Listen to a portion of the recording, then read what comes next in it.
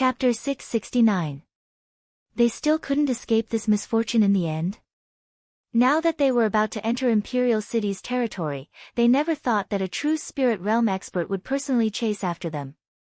How could Chu Tian and Meng Qinggu fight against a true spirit realm expert? The little fox was tied down by the Thunder Hawk, so it couldn't help them at this moment. Cripple your own cultivation and come with me. Malum was not in a rush, you can suffer less this way. Chu Tian considered the situation in front of him, I can go with you, but you have to let her go. No. Meng Qinggu quickly said, Chu Tian, you can't go with them. Of course Chu Tian didn't want to mix with these warhounds fellows, but the current situation was not good for the two of them, so they could only think of a way to deal with it. At least they could keep their little lives and find a way to escape later. Prisoners of war don't have the qualifications to discuss conditions. What if I still have a bargaining chip in my hand? Bargaining chip.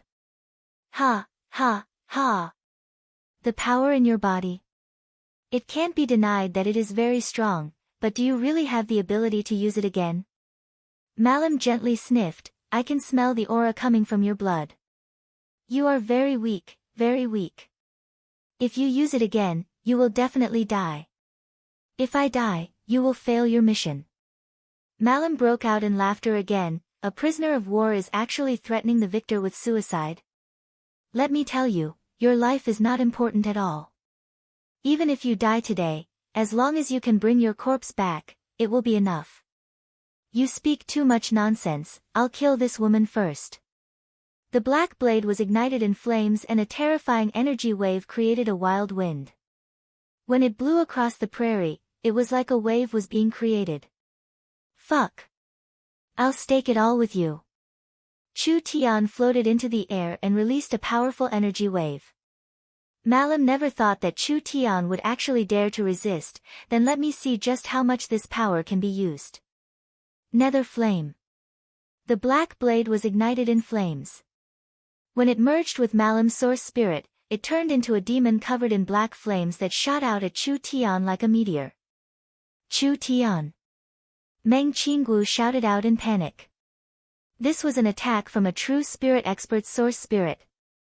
This kind of attack was not something an awakened soul cultivator could block. Chu Tian's hands formed a seal and his eyes suddenly opened. There were already 7 demonic pupils in his eyes and a large amount of energy filled his body. He instantly turned into an incomparably tall 9-eyed demon god. The evil spirit burning with black flames didn't even have time to approach. It was instantly intimidated by the pressure and dissipated in midair. It's here. It's this power. Malum revealed a wild look.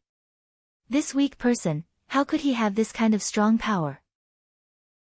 If he could extract this power and spray it into the space in front of Chu Tian, it would create a spatial fluctuation that was hard to see with the naked eye. Hong. The burning black evil ghost was directly shattered by the shockwave. Malum revealed a shocked expression. This person seemed to have many attributes of his source spirit and he could easily switch between them. When he was in the fort, he had used his soul-attributed energy and instantly harvested the souls of 5 peak 9th awakened soul layer experts. Other than that, he at least had the ability to control spatial energy. For example, he could teleport or use spatial fluctuations.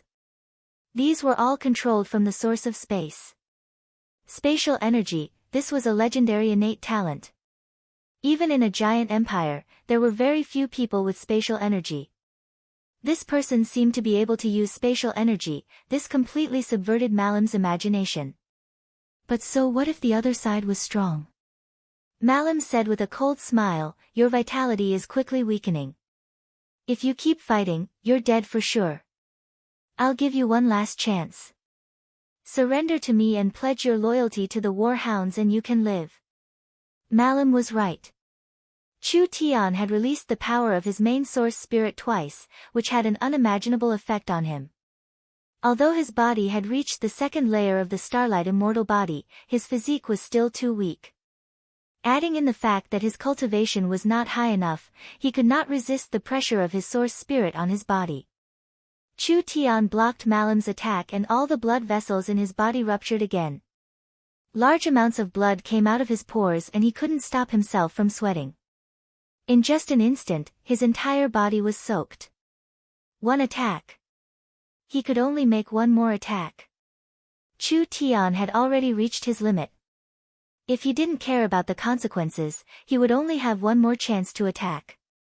If he could kill Malum with this attack, the young miss would be able to return safely. If he couldn't kill Malum with this attack, the two of them would die here. Of course, even if it was the former, Chu Tian might not be able to survive. Now it all depended on luck. The nine-eyed demon god closed 8 of its eyes and only opened one eye. This eye corresponded to the pale golden pupil in Chu Tian's eye, and an invisible power instantly exploded with Chu Tian as the center. What kind of attack was this? Malum did not feel any elemental energy fluctuations, but he felt a strong power that covered the sky and covered him. He couldn't help feeling a panic that was hard to suppress because this power did not seem to have any defenses. It could pass through all energy and physical objects, so all defenses were useless against it.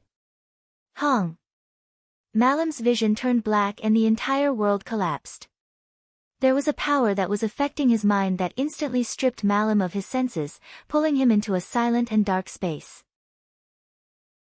A spiritual attack. Malum could already vaguely feel it. This power should be spiritual energy, but it was merged with the user's consciousness. In short, this was a form of divine sense. Chu Tian's divine sense had reached the mind's lamp realm, and Chu Tian's spirit energy was very weak, so he could not use other kinds of energy. So, using a divine sense attack was the safest method for Chu Tian, and it was also the most suitable method for Malum. A divine sense attack was a spiritual attack. A spiritual attack was invisible and without a trace. Unless one had a strong divine sense or had a source spirit or cultivation technique, any defenses would be useless against it. The Warhounds tribe was a spirit beast race. The spirit beast race's deep spiritual domain research was almost negligible, and Malum's source spirit was clearly not a spiritual type.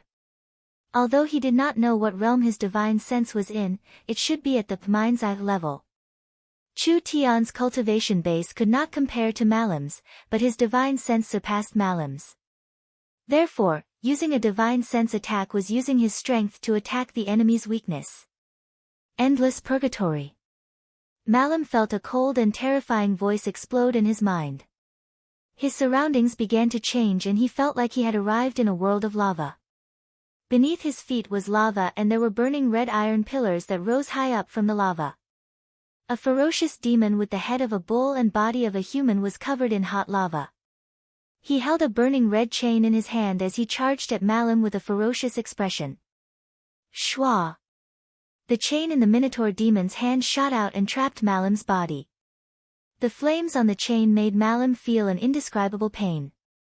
It was like the flames were not only burning his body, but also his mind and soul. Scram! Malum roared as he broke free, causing the chain to shatter. A black blade slashed out and the Minotaur demon gave a pitiful cry before turning into flames. You want to kill me with this kind of insignificant skill? Before Malum's voice fell, several outlines appeared around the lava lake. They were all terrifying demons with bull heads and human bodies. These monsters slowly rose up from the lava lake, each one holding a flaming iron lock in their hands. Malum felt like he was in a trance. He felt like his body had been split in two and there were two Malums in this space. They could even look at each other, but what was strange was that these two Malums were controlled by the same will. The Minotaur demon waved the burning chains to attack. Malum raised the black blade to cut the chains, instantly killing several Minotaur demons. What Malum never expected was that his other body would be hit by the chains and that unbearable pain instantly spread through his body and mind. How could it be like this? Malum had two bodies in this space and both bodies had their senses, but his consciousness was still the same, so the two bodies were not divided. It was like Malum's left hand and right hand being controlled by his consciousness. In other words, if Malum protected his left hand and his right hand was injured, Malum would still feel intense pain. Damn! What kind of evil technique was this? Malam controlled both bodies to repel the Minotaur demon. The third wave of Minotaur demons appeared. What made Malam feel fear and despair was that the number of Minotaur demons kept increasing and Malam's bodies kept increasing. When the third wave began, there were 18 Minotaur demons and Malam's bodies had become 3. A normal person's consciousness could only control one body. Now that his consciousness was connected to 3 bodies, Malam's control over his body became very stiff and he often made mistakes in his control. The worst part was that any body that was attacked would suffer unimaginable pain.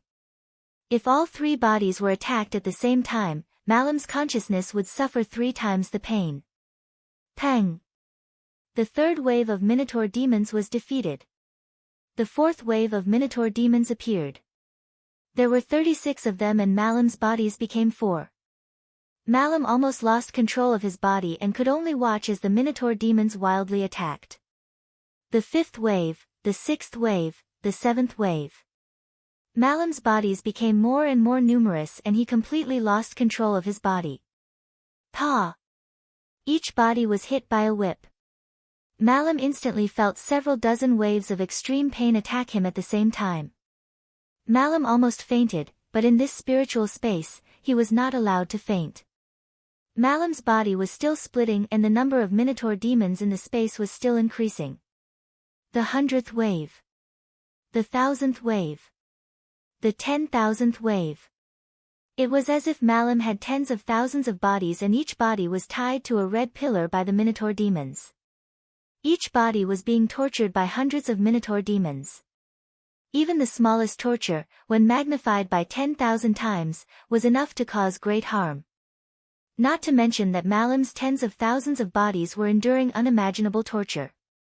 All of this gathered into a torrent of pain that fiercely attacked his mind and soul. Chapter 670. The Warhound's soldiers dropped by the Vulture Knights were being pushed back by the Nangong family's Wild Flame Army.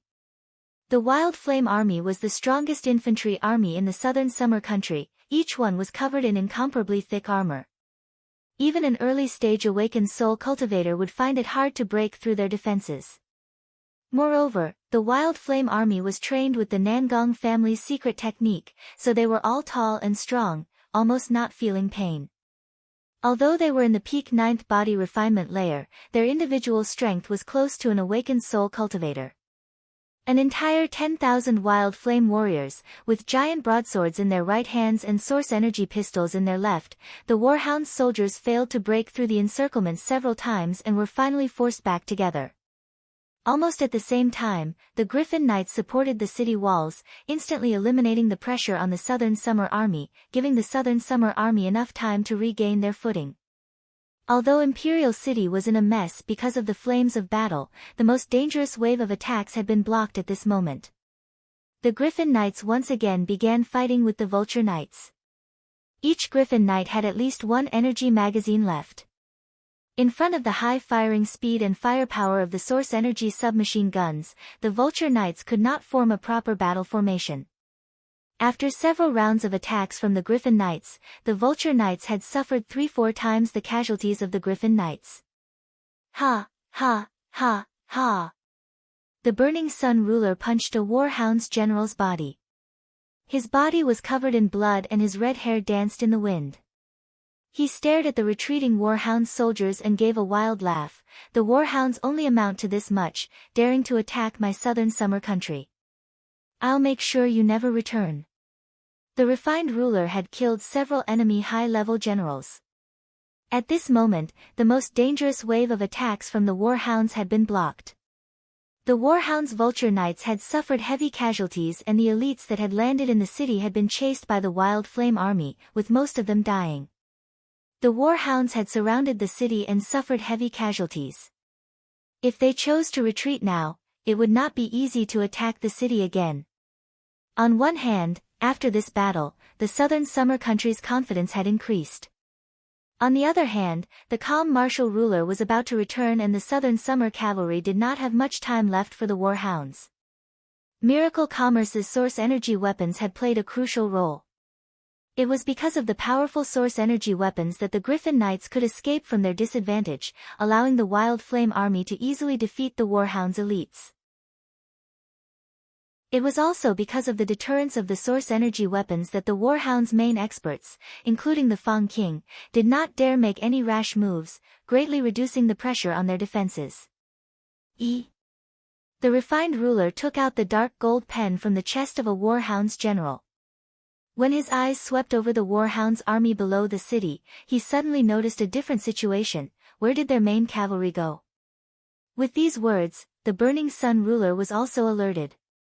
The most important part of the Warhound's army was the demonic wolf cavalry. This was an army with a battle strength that made people's blood run cold. Only no matter how intense the battle was, the Fang King was able to remain calm and did not use this army to attack the city. Now that he looked over, he was shocked to find that the nightmarish Black Army had already disappeared. The Southern Summer people were cheering for their victory. The Burning Sun ruler looked at the Fang King.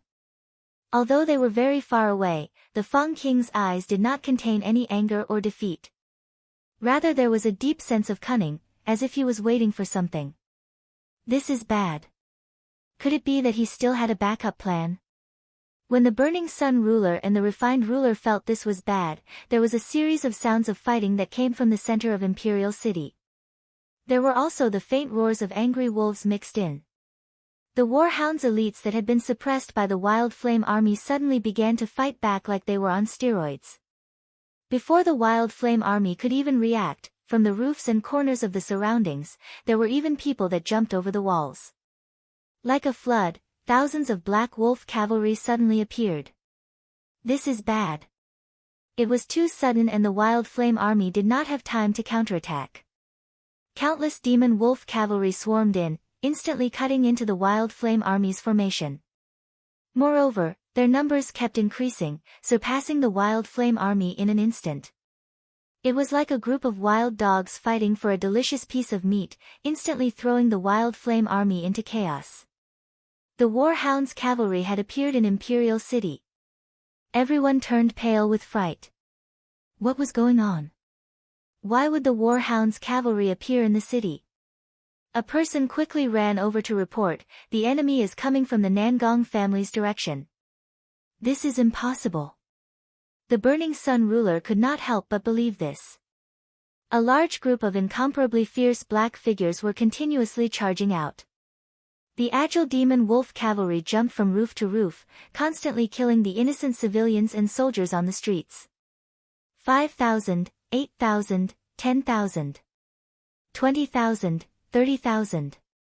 The Wild Flame heavy armored army that the Burning Sun ruler had stationed in the city was instantly submerged.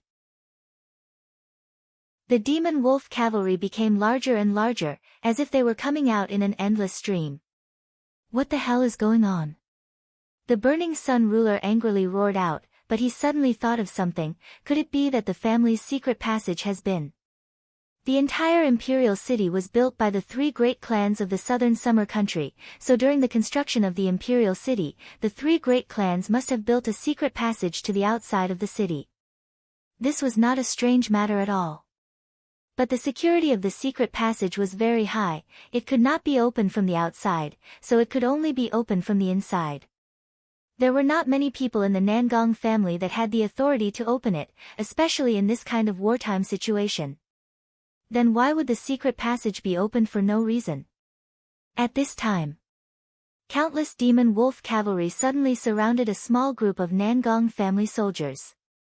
The one leading them was not anyone else, it was actually the Burning Sun ruler's son, the departing Flame Marquis. The departing Flame Marquis was accompanied by several thousand departing Flame guards he had personally trained. Departing Flame Marquis. Why is the departing Flame Marquis with the Warhound's people? Damn, did the departing Flame Marquis let the enemy in?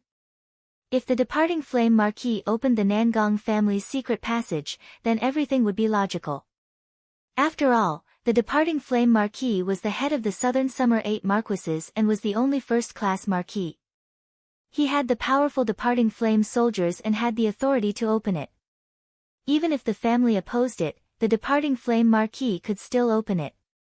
Ha, ha, ha. A true spirit realm warhound's chief laughed beside the departing flame marquis. You never thought that this would be your end. The burning sun ruler's face turned red and black.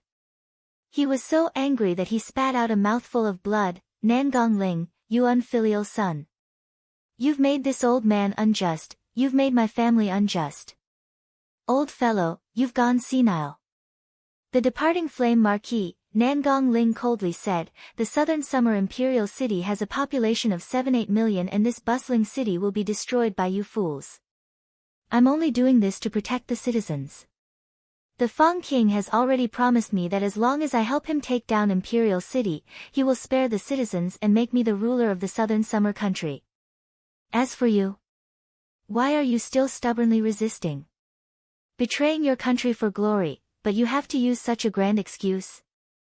The refined ruler was filled with rage. Imperial City was about to be defended, but who would have thought that this kind of twist would occur? You are the shame of the southern summer country. Nangong Ling did not care, no matter what you say, the Dongfang family's southern summer country cannot be protected. The Nangong and Shengguan families do not need to be buried with him. The true spirit realm warhound's chief on the side was already impatient. Too much nonsense, attack. The demon wolf cavalry wildly charged at the city walls. The southern summer country's defenses were all external, so now that the enemy was attacking from within, how could they defend? The Fang King could feel the change in the city from outside the city. He gave a cold smile and raised the purple gold thunder god's drum in his hand. The time has come, follow me to attack the city. The Fang King personally made a move. Other than the Fang King, the Warhound's kingdom had at least 4 other true spirit realm experts. The number, scale, and battle strength of their army far surpassed the southern summer countries. Now that they were attacking Imperial City from the inside, how would the southern summer country defend it? 2 rulers of the southern summer country, let me face you. The Fang King stomped on the ground and jumped several dozen meters off the city walls. Using the depression in the city walls, he jumped several dozen meters again and actually landed on top of the city walls.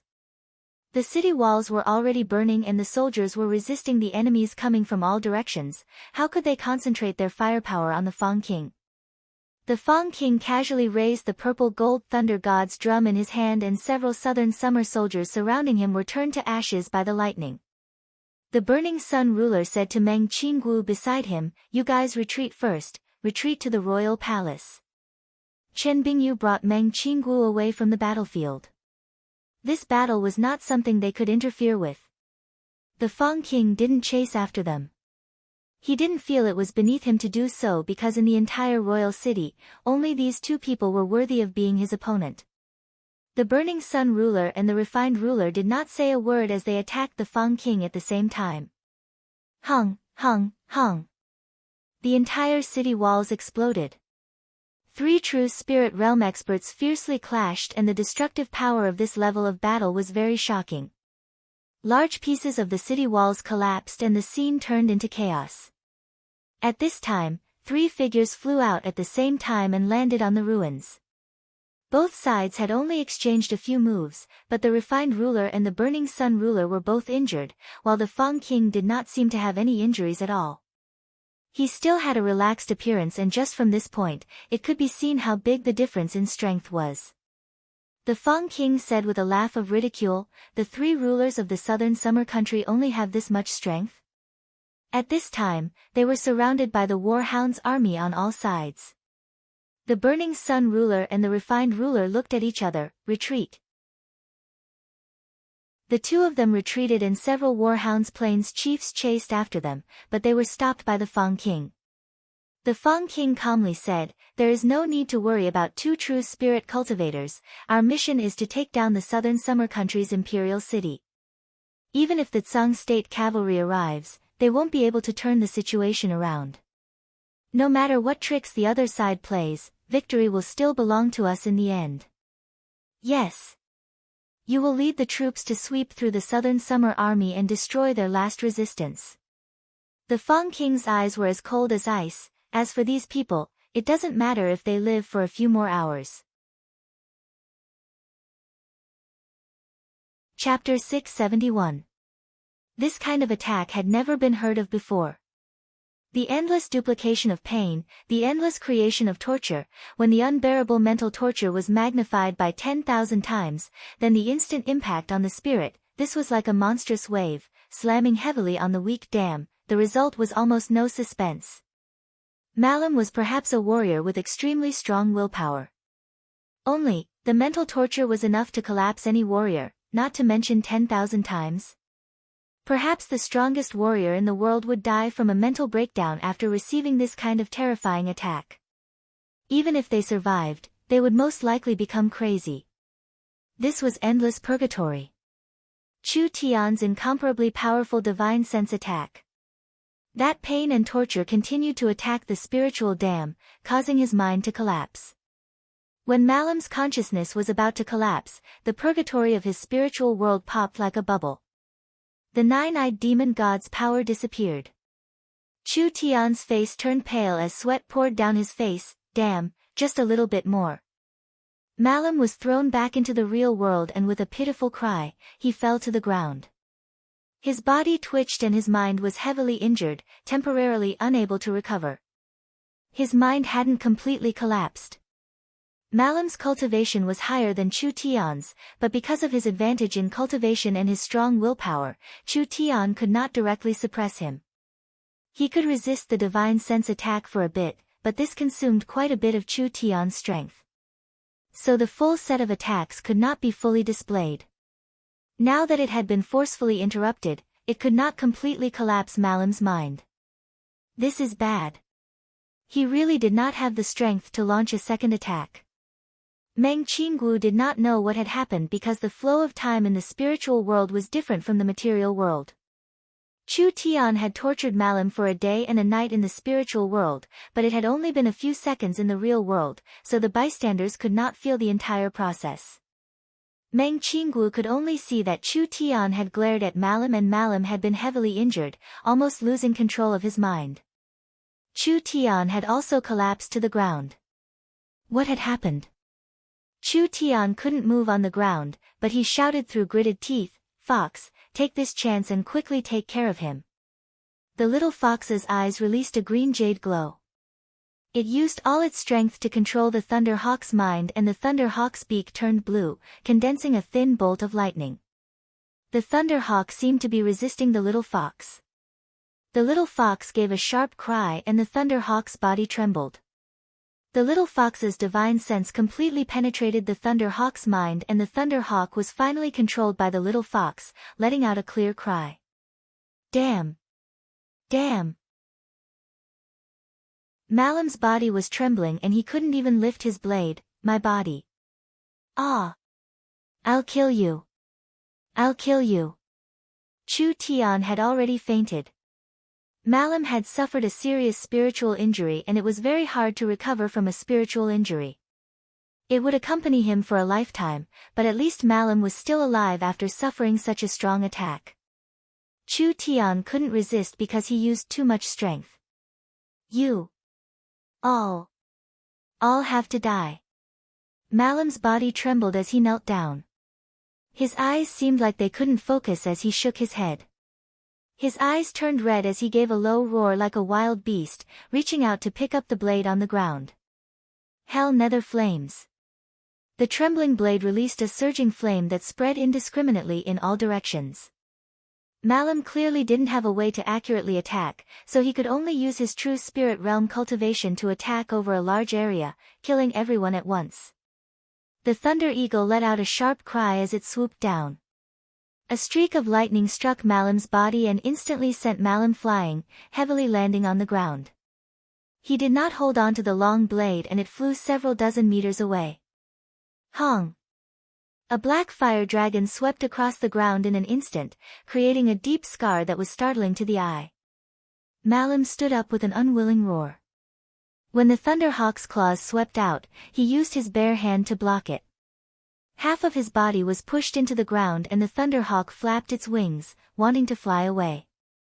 Malum released his spirit energy with a roar and a terrifying power locked onto the Thunder Hawk's body, slamming it into the ground, trying to tear the Thunder Hawk in half. The little fox was anxious.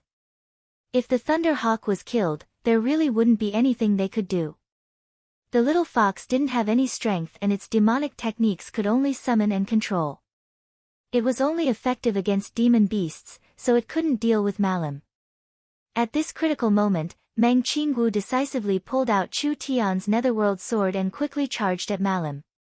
While Malam was wildly swinging the Thunder Hawk, she stabbed her sword at Malam's back. Dang! Meng Qinggu's spirit energy bounced back 4-5 meters. She felt a sharp pain in her wrist, like her joints were sprained. No! The other side was too strong. Even if he was unconscious, she couldn't easily injure him. The little fox found a magazine beside Chu Tian and it immediately went to pick it up. This was a magazine filled with blood-stained steel needles.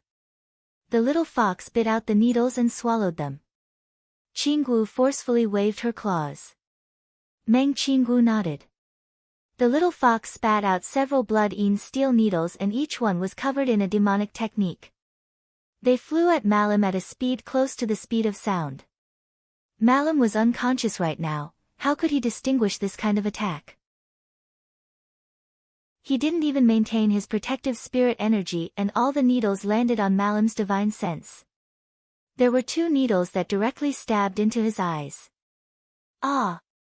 Malam gave a wild roar as he randomly swept out with his claws, creating 5 deep claw marks in the grass. This was an attack from a true spirit realm expert. If one was hit, they would die without a doubt. However, Malam was unconscious, so it was hard for him to accurately hit Meng Qinggu. Meng Qinggu had to take this risk. She raised Chu Tian's netherworld sword and stared at Malam. She only had one chance, so she had to succeed.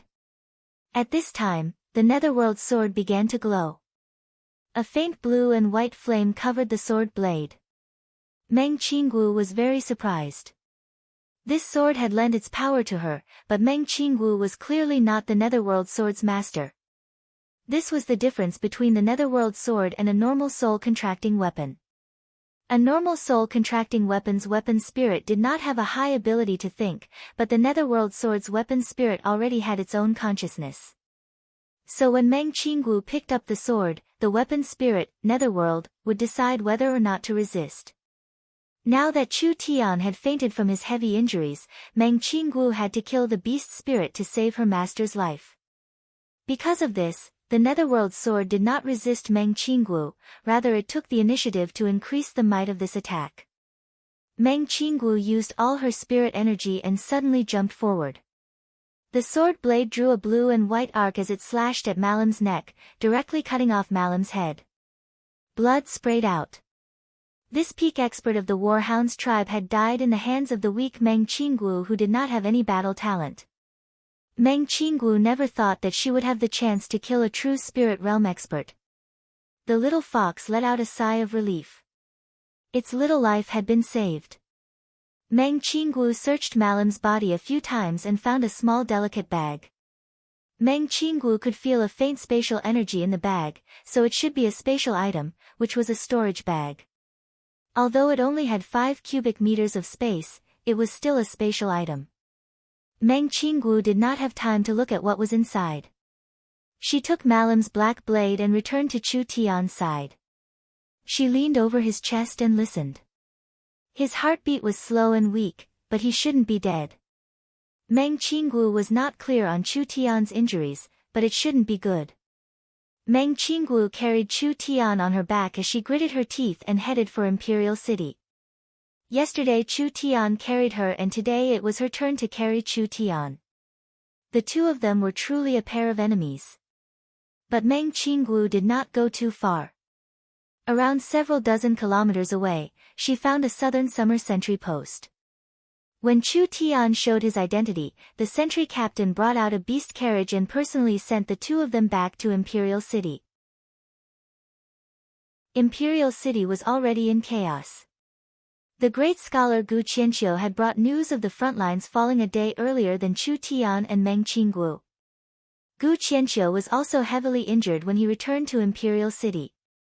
Because many people had personally seen it, the news could not be blocked and this caused many people to panic. In just a short day, several thousand soldiers had escaped from the front lines. The news these people brought back shocked the citizens of Imperial City. The Fang King had led the Warhound's army to attack the front lines and the entire defense line had collapsed. The Southern Summer King who was patrolling had been assassinated by the traitor Wang Tianlong. Two pieces of bad news had arrived at the same time. The entire Imperial City was not prepared for this at all. Now that the calm martial ruler was out, the Tsang state battlefield was in a stalemate. Even if the calm martial ruler received the news, he would not be able to come back in time. Even if Imperial City had 400,000 soldiers and 2,000 Griffin Knights, could they stop the Warhound's army? When the Southern Summer King fell, he appointed the calm martial ruler, Dongfang Gan, as the next king. Perhaps even the Southern Summer King did not think that the Southern Summer country's situation would deteriorate to this degree. The Warhound's army had broken through the defensive line in a single day and were now heading towards Imperial Xia City. There would be a large battle in just a few days. Whether it was the leaders of the country or the military, they were all empty. The entire country was in a state of panic and the situation was in danger. At this time, Miracle Commerce's Meng Qinggu came back with Chu Tian. Meng Qinggu was a famous person in Imperial City and was even called the #1 beauty of the Southern Summer country.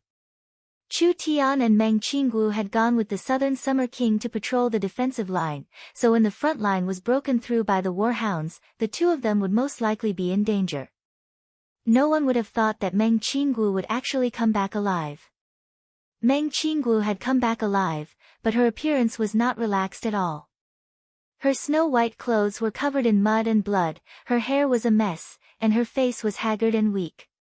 She was limping as she walked, clearly having an injury to her leg. Chu Tian's situation was even worse. He was currently unconscious and his life signs were very weak. Elder sister, Chu Tian. Meng Yingying and Nangong Yun had been worried for an entire day in Imperial City. When they learned that the two of them had safely returned, they excitedly rushed out to greet them. "You guys almost scared me to death." Meng Yingying's eyes were filled with tears as she tightly hugged Meng Qinggu. "You two are the most important people to Yingying. If anything happened to any of you, I wouldn't be able to live." Meng Qinggu patted Meng Yingying's back and also let out a sigh of relief. "There were many times when I thought I would never see you again. But thanks to Chu Tian risking his life, I was able to come back." But Chu Tian's situation is not too good. Meng Yingying's nerves tensed up. When she saw Chu Tian's body covered in blood, she couldn't help but cover her mouth. What happened to Chu Tian? How did he get injured? How are his injuries? I don't know either. Chu Tian was not injured. Most of his injuries were self-inflicted. As for the extent of his injuries, Meng Qinggu couldn't guess. But from his increasingly weak signs of life, it was probably very serious. Chapter 672. Chu Tian had been in a chaotic state for the past few days. He felt like he was floating in an empty space and there was a mysterious and profound sound lingering in his ears, sometimes near and sometimes far, sometimes strong and sometimes weak. Chu Tian felt like his body was immersed in chaos and he was sinking into a bottomless abyss. However, at that moment, a towering and majestic demon god appeared in the endless darkness. This demon god had 9 eyes, and each eye had a different color. Each color represented a profound power in the world, and each eye seemed to contain the great Tao of heaven and earth. White was space, silver was time, green was life, black was death, purple was soul, and gold was divine sense. The 9 eyes all represented an extraordinary power. The 9-eyed demon god was not just elemental energy, it was a supreme being that had 9 kinds of power combined into one. Chu Tian was very familiar with the 9-eyed demon god's power because he was Chu Tian and Chu Tian was him. It was just a reincarnation. However, what surprised Chu Tian was that the 9-eyed demon god gave him a very unfamiliar feeling at this moment. Because there was another eye on the 9-eyed demon god's body. This eye was closed the entire time, but it was filled with an incredible power. This eye is, Chu Tian felt like the 10th eye was about to open and an irresistible power covered him, pulling Chu Tian out of the abyss of his consciousness. Was this just a dream? Chu Tian was covered in sweat when he woke up. The 10th eye was the power sealed by the nameless ancient god. The nameless ancient god had warned Chu Tian before not to open this eye easily, otherwise it would bring unimaginable consequences. What kind of power did this eye represent? Chu Tian felt a strong headache. Although he had rested for several days and his body hadn't recovered, his spiritual energy had returned to normal. At least he could get out of bed and walk. Yingying, why is it so noisy outside? Chu Tian, you're finally awake. Meng Yingying had a bitter expression as she looked out the window. When she heard Chu Tian's voice, she turned around in pleasant surprise, but then she said in a worried and fearful voice, "The Southern Summer Army has been defeated again and the warhounds have killed their way into Imperial City. All the soldiers and civilians have surrendered and are fighting to the death, causing the entire Imperial City to fall into chaos." What? They've been defeated again. Chu Tian immediately sat up. What are the Southern Summer Army doing? The front lines fell because of a sneak attack, so they weren't prepared, but how did Imperial City fall? Meng Yingying gave a sigh, I don't know. Elder sister won't let me go out, but I heard elder sister Nangong say that it was the departing Flame Marquis who betrayed us and led the Warhounds army into the city through a secret passage. They worked together to break the city. Another traitor? Chu Tian felt a headache. If even Imperial City fell, wouldn't the Southern Summer Country be finished? Like this, what would happen to the miracle commerce that Chu Tian had spent half a year to build? Where are we? Chu Tian found that this place was not Miracle Commerce's headquarters. The Royal Palace. For safety, Elder Sister ordered her subordinates to destroy the Yun Sect research facility in Imperial City and burn the headquarters. Then she brought the other Miracle Commerce members to the Royal Palace. The Burning Sun ruler and the Refined ruler still have over 100,000 soldiers who are defending the Royal Palace, but there are too many enemies. I think we can't defend Imperial City anymore, we need to discuss a retreat plan. Quickly come with me. Before he finished, the door was pushed open and Meng Qinggu quickly walked in. When she saw Chu Tian sitting up, she revealed a surprised expression. Chu Tian? You woke up at the right time. Chu Tian did not know what had happened recently. You just said retreat. What do you mean? There's no time to explain now, every minute is more dangerous. Meng Qinggu quickly said to Meng Yingying, quickly, let's go to the main hall. The main hall of the royal palace was not as peaceful as it normally was. At this moment, there were soldiers wearing armor and looking out from the main hall. Half of Imperial City was burning. The thick black smoke had already covered the sky. Chu Tian saw several familiar faces, like the Burning Sun ruler, the Refined ruler, Gu Qianqiu, the Divine Wind Marquis, the Golden Arrow Marquis, the Four Direction Marquis, and others. Everyone was covered in blood from the fierce battle and were covered in wounds. Everyone revealed a complex expression when they saw Chu Tian. Chu Tian weakly said, the general situation, I've already heard about it. Now that Imperial City has fallen, there are only a few hundred to 20,000 soldiers left to defend the royal palace. I'm afraid we won't be able to stop the warhounds for long, so it's too late to do anything now. Have you thought about how to retreat?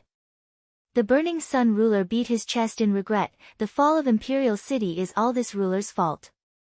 How could the Nangong family have such an unfilial son? The situation is already over, it's too late to regret.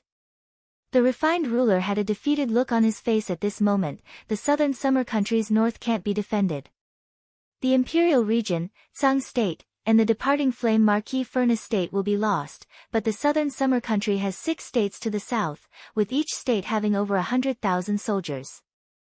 There are also the tens of thousands of miles of mountains and the endless 4 states lake as a barrier. Perhaps they can stop the warhounds from swallowing the southern summer country. What we need to do now is to try our best to preserve the southern summer country's strength and defend the 6 southern states. The current situation was truly hopeless. The Fang king had experts like clouds in his hands and his army had an overwhelming advantage. Imperial City had fallen into chaos and was heavily damaged. Now that it had developed to this point, not to mention it was impossible to turn defeat into victory, so what if they created a miracle and drove away the Warhound's army? The front lines had collapsed and Imperial City had been destroyed. Was there any meaning in the Imperial region like this?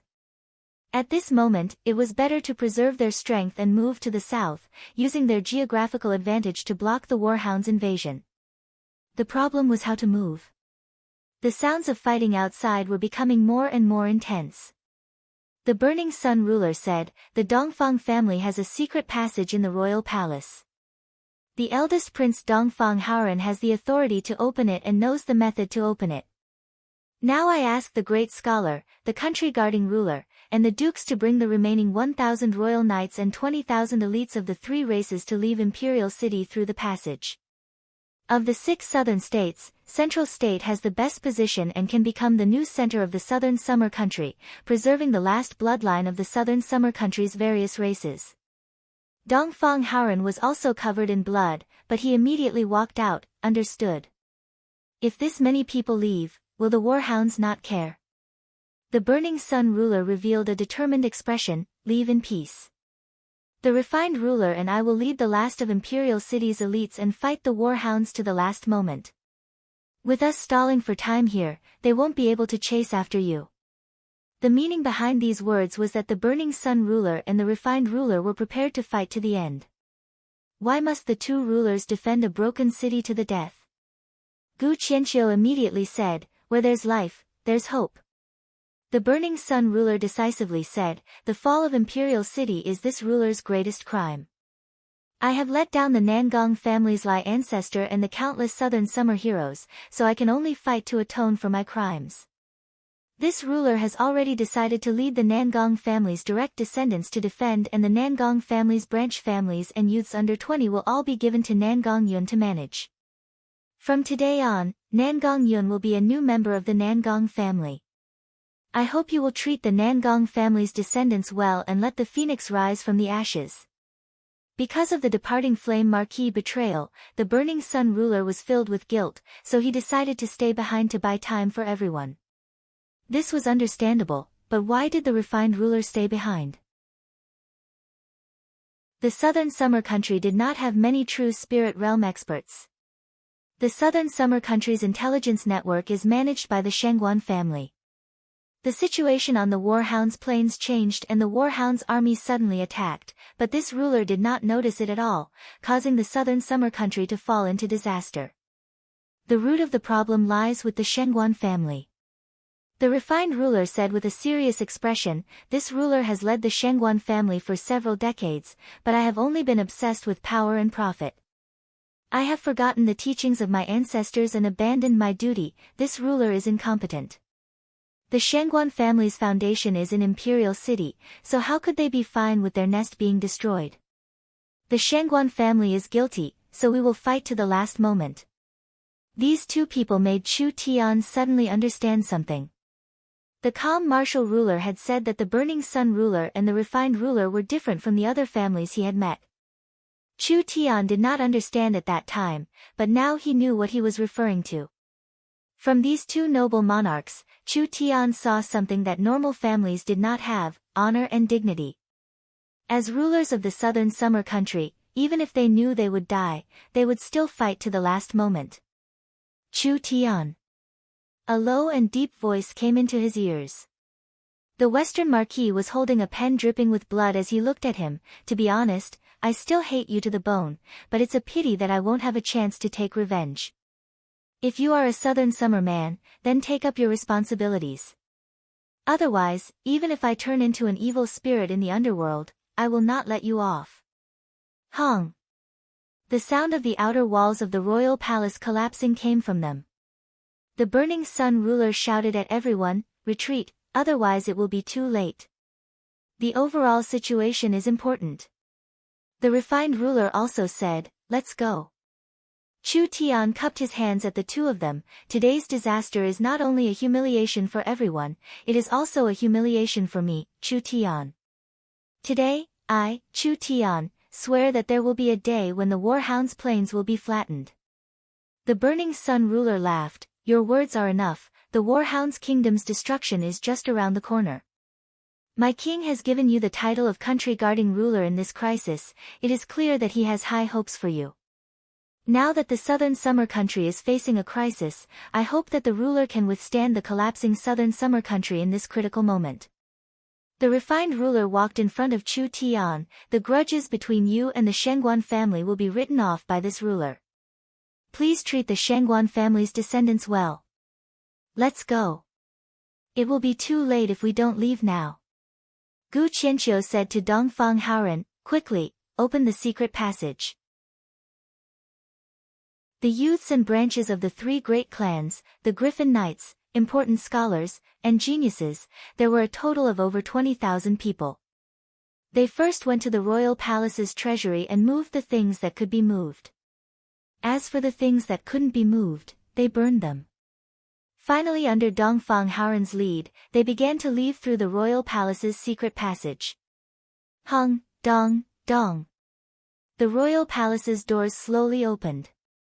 The Burning Sun ruler and the refined ruler looked at the southern summer imperial city covered in flames and the dense Warhound's army, their hearts were filled with emotions.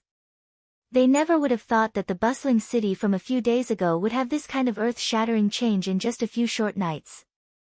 The southern summer country had rested for several decades, but it had been completely burned down by a single fire. The southern summer king was dead, the frontline marshal Dongfang Haoren was dead, and now it was the Burning Sun ruler and the refined ruler. Old man Nangong, we are truly not willing to end things like this. That's right, we are not willing. But we are old, so we'll leave the future to the young. At least we can leave in a beautiful way, our lives won't be in vain. Let's go. The two true spirit experts flew into the air at the same time, leading the experts of the three great clans and the last army to launch a fierce attack on the Warhound's army. Like a cornered beast, each person had the determination to die. The Warhound's army suffered a fierce attack and the fierce battle lasted for half a day. In the early morning of the next day, the flames of battle gradually calmed down. The Fang King stood in the ruined royal palace, looking over the entire imperial city. From today onwards, this land would be completely conquered by him. Reporting to the Fang King, Dongfang Zhan, Shengguan Sangfeng, and Nangong Yan's corpses have already been buried in Imperial City. Good. Wang Tianlong anxiously charged in and said, we haven't found the corpses of Chu Tian's group. What are you nervous about? A Warhound's chief said in an uncaring voice, in this kind of battle, it is normal for the corpses to be destroyed. Impossible. Wang Tianlong had a premonition, he is most likely still alive. The Warhound's soldiers did not care. So what if he was alive?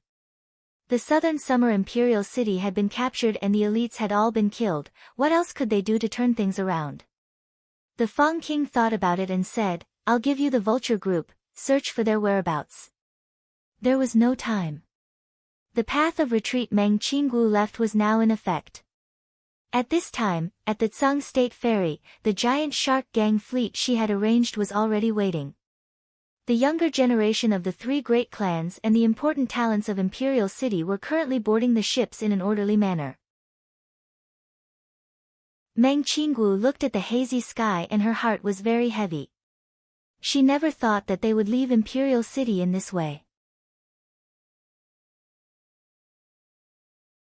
Chapter 673. In Miracle Commerce's headquarters, Meng Yingying was sitting next to Chu Tian rubbing her red eyes while Nan Gongyun was comforting her. Chen Bingyu, Feng Kaidai, Yun Yao, and the others all had pained expressions on their faces. There was a group of old men whispering to each other, but no one could hear what they were discussing. All they could see was that they were either frowning or sighing. The entire room was shrouded in a pessimistic atmosphere. Are you guys done or not? Have you seen anything after looking at him for so long? Nan Gongyun had a fiery temper and couldn't help exploding. She anxiously scratched her head and shouted, you only know how to sigh, sigh. What are you sighing for? What's the situation right now? Can boss be saved or not? Just give us a quick answer. The Meng sisters' hearts were in their throats, this was what they wanted to know. Don't be excited, don't be excited. Zhao Pu awkwardly coughed a few times. Forgive me for speaking bluntly, the chairman's situation is very bad. All of his organs are showing signs of failing, his meridians are broken and his spirit energy is weakening.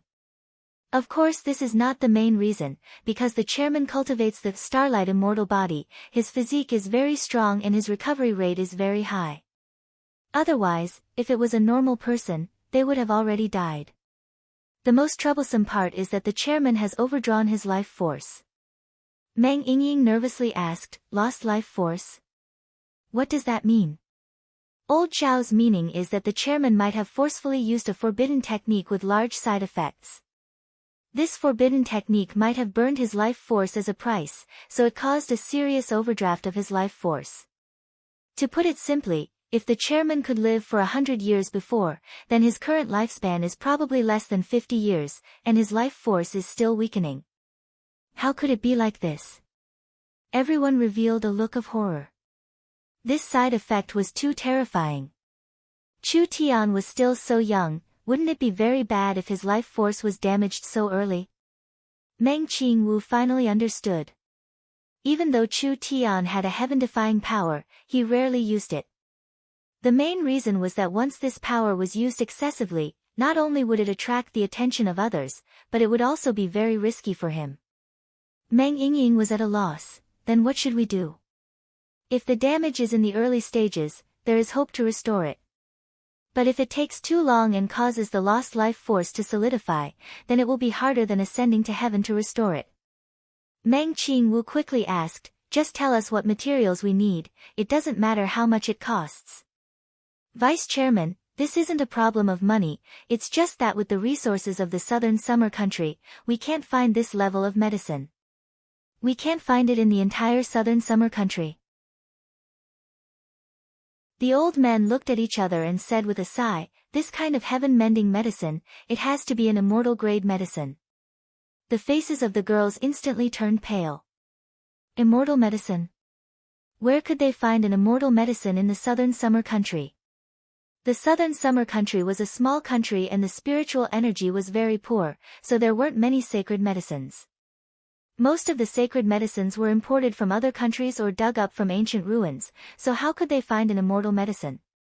Perhaps they could only go to a large kingdom or an empire to buy it, but immortal medicines were very expensive.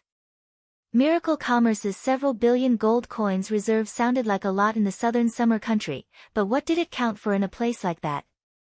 Even if Miracle Commerce had enough money, they couldn't buy it even if they wanted to.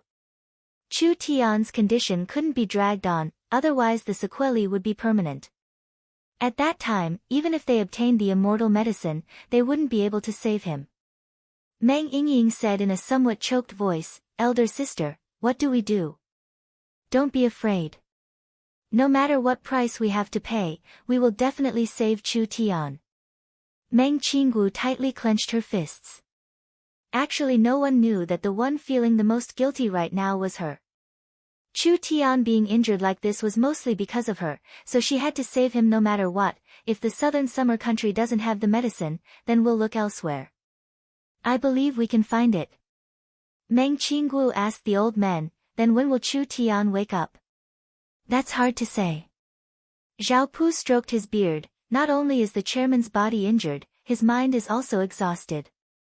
I'm afraid he'll need to sleep for 2-3 days. I suggest the chairman rest well, that way he can recover from the damage to his mind. They could only do this. Vice Chairman, Vice Chairman. At this time, a Miracle Commerce employee ran in a panic, the Burning Sun ruler, the Refined ruler, and the Great Scholar are here. They want to see the chairman. The Burning Sun ruler and the Refined ruler were here. Yingying, take care of Chu Tian. I'll go out and take a look. Meng Qingwu brought several people out. The Burning Sun ruler was wearing a thick scarlet armor and the Refined ruler was wearing a golden silk armor.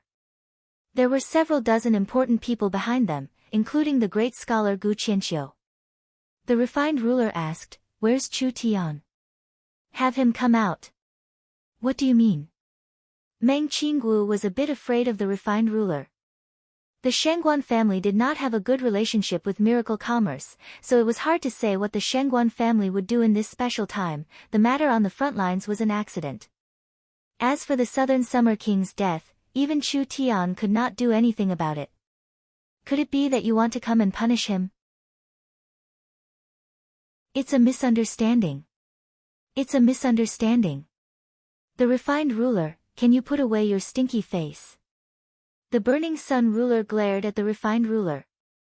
Meng Qinggu said, now that the country is in trouble, how could the southern summer country destroy its own walls? We already know what happened and Chu Tian did his best. No matter who is to blame for the front lines, it cannot be Chu Tian. Not to mention that Chu Tian has already been bestowed the title of country guarding ruler by our king, so his ruler rank is above us too. Then you are Vice Chairman. The southern summer country is in a life and death situation. Gu Qianqiu also stood up to speak at this time. After thinking about it, perhaps only Chu Tian has the means to turn the tide. So, we want to see him and ask for a way to save the country. So it's like this. Meng Qingwu's heart sank. The refined ruler and the burning sun ruler had lowered themselves to find Chu Tian. Clearly they were treating him as their last hope. This meant that the situation had become very bad. Chu Tian fought with the Warhound's true spirit experts on his way back and is currently in a coma. I'm afraid he won't wake up for now. Damn! The burning sun ruler angrily said, how could it be like this? Gu Qianqiu's expression also changed. The Warhound's army is already moving out. What should we do? Meng Qinggu was shocked. What? They're coming this quickly. The battle on the front lines is very fierce, don't they need to adjust? The refined ruler said with a dark expression. After the Warhounds reached the southern summer country's border, not only did their strength not weaken, they have also added large amounts of siege troops from the Warhounds' plains. They will reach Imperial City in 3 days and the Imperial City's defenses cannot stop the Fang King's personally led army. What should they do? The various marquises are quickly returning to Imperial City, but there is no time to move the troops north. The burning sun ruler tightly clenched his fist. There's no other way. Even if we have to risk our lives, we can only fight them. The chances of winning this battle were very slim. The southern summer country had 400,000 soldiers and they also had the burning sun ruler and the refined ruler, 2 true spirit realm experts. Adding in the various marquises, their battle strength was guaranteed. But in a normal clash of strength, the southern summer country would lose without a doubt. So they came to ask Chu Tian for help, hoping that Chu Tian would have 1 or 2 strange moves for the southern summer country. Meng Qinggu never thought it would be this coincidental. Chu Tian would not wake up in a short period of time. Other than him, who else had the ability to save the southern summer country? If the country fell, not only would miracle commerce lose their footing, if they lost miracle commerce, what would they use to exchange for the immortal medicine? The Warhound's tribe's attack would arrive in an instant. They could not escape this calamity, but how should they deal with it? If it was Chu Tian, what would he do? Chu Tian could always think of a way to turn the tide. There was nothing that could stop him. The reason why they were in such a sorry state at the frontline fortress was purely because Chu Tian did not know the situation and lacked information. Otherwise, with Chu Tian's style and ability, even the powerful Warhound's kingdom would not have made him suffer such a large loss. Meng Qinggu felt a wave of powerlessness. Without Chu Tian, she was just an outstanding merchant, she could not do anything big at all. Wait a minute. I got it. Imperial City might not have no chance of winning. The secret weapon factory the calm martial ruler built outside the city, there were at least 10,000 source energy weapons. If these source energy weapons were taken out to equip the soldiers, it would increase the defensive power of the defending army by a large amount. Meng Qinggu immediately told this idea to the burning sun ruler and the refined ruler. The two of them were very shocked. Imperial City actually had this many source energy weapons? Even the two of them did not know about this matter. The Southern Summer King had truly hidden it too well. Gu Qianqiu also said, if there were enough source energy weapons, this battle might not be impossible. Only the Imperial City's source energy factory has only been built for a short period of time, so at most there are 10,000 source energy weapons. Although they can be used in battle, it will be hard to turn the tide. Just the source energy weapons aren't enough. Do we need to prepare something else? What is it? Wait a minute. Meng Qinggu returned to her room and took out a communication device, immediately contacting the Central State Yun sect. Vice Chairman, is that you? Yun Tianhe's voice came from the communication device. I heard that something big has happened in the Imperial region. The Divine Wind Marquis left Central State 2 nights ago. What is the situation over there? Time is pressing, it's not the time to talk about this. Meng Qinggu did not want to explain in detail. Has the Yun sect made any progress on the source energy bomb? It's done, but it hasn't reached the chairman's requirements yet. Meng Qinggu felt a glimmer of hope. Use the image transferring mirror to send the relevant technology over. This technology is related to the fate of Imperial City. You have to be fast. Alright. Yun Tianhe understood Imperial City's current situation. I'll immediately send it over. Wait, I haven't finished. What else do you have to say? Immediately contact the giant shark gang's boss Yu and have the fleet head north to Tsang State. If something happens to Imperial City, they can help us retreat to the south. Even if the worst happens and we can't escape Imperial City, they can at least help the calm martial ruler and protect the last elite army of the southern summer country. Yun Tianhe was very shocked. Could the situation in Imperial City have worsened to this degree? Meng Qinggu was not as impulsive as Chu Tian. She was very cautious in everything she did, so she had prepared an escape route ahead of time. If Imperial City couldn't be defended, Miracle Commerce's only chance of survival would be on the water route. The war hounds lived on the prairies and were mainly ground cavalry.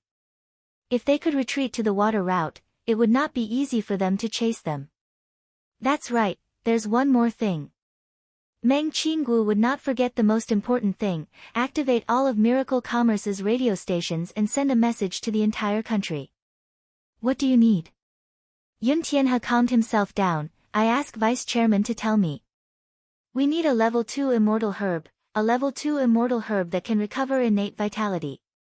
What? An immortal herb? How can we buy this thing in the southern summer country? Even if Miracle Commerce has it, what can we use to buy it? I know it is very difficult, but it is related to Chu Tian's life and death. Even if there is a trace of hope, we still have to try. Could it be that the chairman? Yun Tianhe's voice was a bit trembling before he said in a hoarse voice, Relax, this old man will do his best. Miracle Commerce's life and death is in your hands. Chapter 674. On the day of Imperial City's fall, there was a sudden storm. This bad weather made it harder to chase after them, but it was heaven's blessing for the southern summer country. The giant shark gang's warship passed through Tsang State and smoothly entered the Four States Lake. After arriving at the Four States Lake, they no longer had to worry about the warhounds pursuing them. Cool. Chu Tian was wearing a coat as he sat on the warship. There was an electric lamp in front of him as he drew one blueprint after another. His body had clearly not recovered and there was no blood on his face, looking very weak. Chu Tian understood his injuries better than anyone else. To kill the true spirit realm expert Malam, he had paid a large price, but it didn't matter. As long as he didn't die, Chu Tian had many methods to save him. Meng Yingying pushed open the door and came in, holding 2 cans of hot food. Your injuries haven't healed, I think you should rest early. You want to beat Master Chu Tian with these injuries? How could it be that easy? Chu Tian gave a laugh, looking like he was very relaxed. He looked out the window at the pitch-black lake and had a ruffian look on his face. Father has never been chased by anyone before and I was actually chased away by these lowly spirit beasts. What kind of bullshit Fong King is this? Just wait and see, I'll take this back no matter what. This was the Chu Tian Yingying knew. When Meng Yingying saw Chu Tian like this, if it wasn't for Zhao Pu, Gu Qianxiu, and the others reminding her, she would have thought that Chu Tian had recovered. This fellow was clearly half dead, but he was still thinking about taking revenge. She really didn't know what to do. Save it, save it.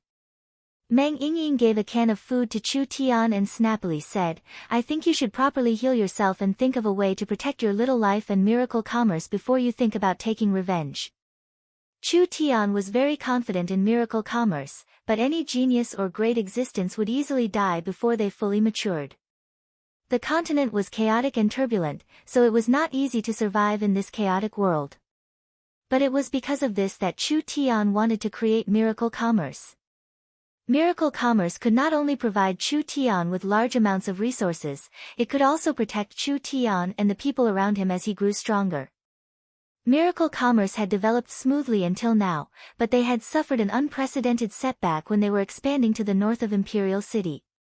This could only mean that miracle commerce was not strong enough. However, Chu Tian secretly swore that he would not let something like this happen again. After the Imperial City battle, the southern summer country had been mostly destroyed. Their territory had shrunk by a quarter and their elites had suffered heavy losses. The armies of the 6 southern states added together could not compare to an imperial region. So, after the warhounds conquered the north, they would continue to invade the southern summer country. The crisis had not been resolved and the situation was still very serious. But Meng Yingying still had confidence in Chu Tian. In fact, Meng Yingying was the one who blindly believed in Chu Tian out of everyone. The attack on the front lines was too sudden and Chu Tian did not have time to react. When Imperial City was attacked, Chu Tian was unconscious, so he had no choice but to run away. The situation was different now. Central State was miracle commerce's birthplace and Chu Tian had enough time to prepare. This time, the warhounds were not facing the southern summer country, but rather miracle commerce led by Chu Tian. The giant shark gang's fleet arrived at the Central State port. Everyone disembarked. In just a few months, Central State had undergone earth-shattering changes. There were several industrial parks on the outskirts of the city and over 1,000 large ships were docked at the port. There were countless large airships flying in the sky. This bustling scene was not inferior to Imperial City at all. The tense situation in the north did not seem to have spread here. Central State City was still rich and busy. The Meng sisters, Nan Gongyun, and Chen Bingyu all sighed. They never thought that they would come back this quickly. But there was no time to reminisce. The warhounds would first attack Central State. Once Central State fell, not only would the southern summer country have no hope, miracle commerce would also be uprooted. Chu Tian would not allow this to happen. He came to the Central State Yun sect and gathered everyone. If my guesses aren't wrong, in 10 days or half a month, the warhounds will attack Central State through the waterways. The high-level members of Imperial City and Central State were all gathered together, listening to Chu Tian with serious expressions. There were several thousand miles of mountain ranges in the north of Central State and it would not be easy for the warhounds to cross them. The best way was to steal the southern summer warships and attack Central State City through the waterways. The warhounds have lived in the Warhound Plains for generations, so fighting on water is not their specialty. We have enough advantages, but this advantage is not enough because the warhounds will receive the support of the Eagle Burial Kingdom's Air Force, using the Air Force to cover the water force. If it's like this, we will be at a complete disadvantage with our lacking Air Force. Chu Tian ordered, I announce that from now on, the entire state will be under military control. All resources will be used for war preparations. In the following battle, not only do we need to win, we need to win a beautiful victory. Everyone was filled with worry. Did they really have a chance of winning? The Imperial region had over 100 soldiers, gathering half of the southern summer country's army. In terms of battle strength, they had gathered around 80% of the southern summer country's strength. There was also the front line that the southern summer country had spent several generations to build, but even with such a strong defense, it still fell in a week. The difference in strength between the warhounds and the southern summer country was too large. Even if the southern states could rely on the mountains and rivers to defend, in front of an absolute power, what use would a defensive line have? Relax, once the warhounds come to Central State, I will make it so they won't be able to return. Chu Tian had half a month to prepare. Although it seemed very rushed, it was actually more than enough. We will use the full strength of the Yun Sec's laboratory and the foundation that Miracle Commerce has built in Central State for half a year to create several new weapons for Central State. The scholars whispered to each other, revealing expressions of interest. Yun Tianhe asked in a curious voice, "What weapon does the chairman want to invent?" Chu Tian first revealed a blueprint. When the Yun sect scholars saw this blueprint, they all felt it was very familiar because this blueprint was very similar to the source energy bombs they had made before. Only Chu Tian had made a large number of modifications, making the source energy bombs look very complete. That's right, this is the source energy bomb. I've modified and improved the Yun sect's bombs, making it more controllable and safer. Other than that, I've developed several crude oil refining techniques that will allow us to make even more powerful and destructive heavy explosives. Everyone's hearts were filled with excitement. The Imperial City battle was too rushed and Miracle Commerce hadn't been in Imperial City for long, so their infrastructure and industrial facilities were not complete. Although Meng Qingwu wanted to use the source energy bombs, she didn't have the ability to make more. Even so, they were quite useful in the beginning and left a deep impression on everyone. Now the situation was different. Central State was the birthplace of Miracle Commerce. Miracle Commerce had been developing in Central State for half a year and now they had a basic industrial scale. Whether it was resources or production, they couldn't compare to Imperial City at all. Chu Tian revealed several blueprints that he had thought of on the way back to the warship. This is a single-soldier source energy bomb, made from compressed crude oil. Its specialty is that it can be carried around and used by a single soldier. It doesn't have a wide range, but it has a large destructive power. I named it the Source Energy Grenade. The Source Energy Grenade was very simple to make and it didn't have a large area of effect. It was mainly used by soldiers on the battlefield and was used to kill enemies from a short distance. As long as a source energy grenade hit an enemy, even a true soul realm expert would be heavily injured or even killed. Other than that, using a simple catapult to launch the bomb cannot guarantee its safety and the efficiency and accuracy are too low. Chu Tian revealed another design idea: we need to make a more accurate source energy bomb launcher. Not only will it have an automatic firing process, it will also have a more accurate guidance. Different launchers can fire different bombs, so we can achieve a stronger killing effect. Chu Tian listed several other plans. Combining the source energy bomb with the crossbow, turning the bomb into an arrow to fire, or making a floating mine in the water. Everyone was filled with amazement. Genius, what was called a genius? Chu Tian's plans were all given to the Yun sect's design department. As for how much they could complete, it all depended on luck. Chu Tian was only responsible for improving the bomb design. As for whether it could be used in a weapon, that would depend on Miracle Commerce's current research ability. As for the source energy bomb, I've finished introducing it. Chu Tian then changed the topic. The source energy bomb's destructive power is very strong, but with our current technology, the source energy bomb we can make can only threaten awakened soul realm cultivators. It is a limited threat to true spirit realm cultivators. Other than that, the range and other aspects are lacking, so we need to design a stronger and more powerful weapon to deal with true spirit realm cultivators. Actually, the effect of the source energy bomb was already very shocking. With Central State's current resources and production capacity, it was enough to produce large amounts of bombs before the Warhound's army moved south. This could change the battle situation. Could it be that Chu Tian had an even more powerful weapon? Chu Tian took out a giant blueprint and everyone was stunned. This blueprint looked like a source energy pistol, but it was much larger.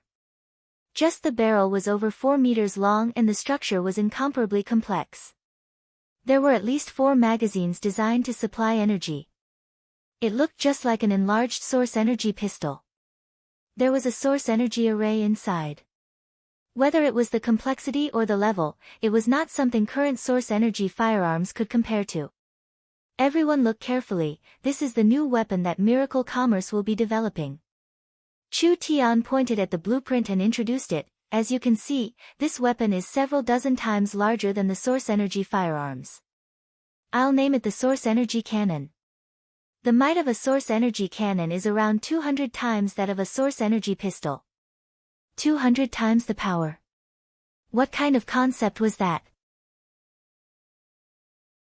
Even with the protective spirit energy of a true spirit expert, it would be hard for them to take a few shots without being injured.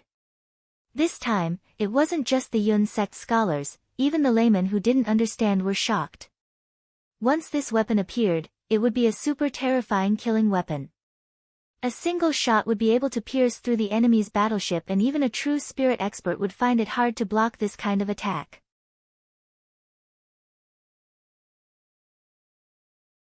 Chapter 675.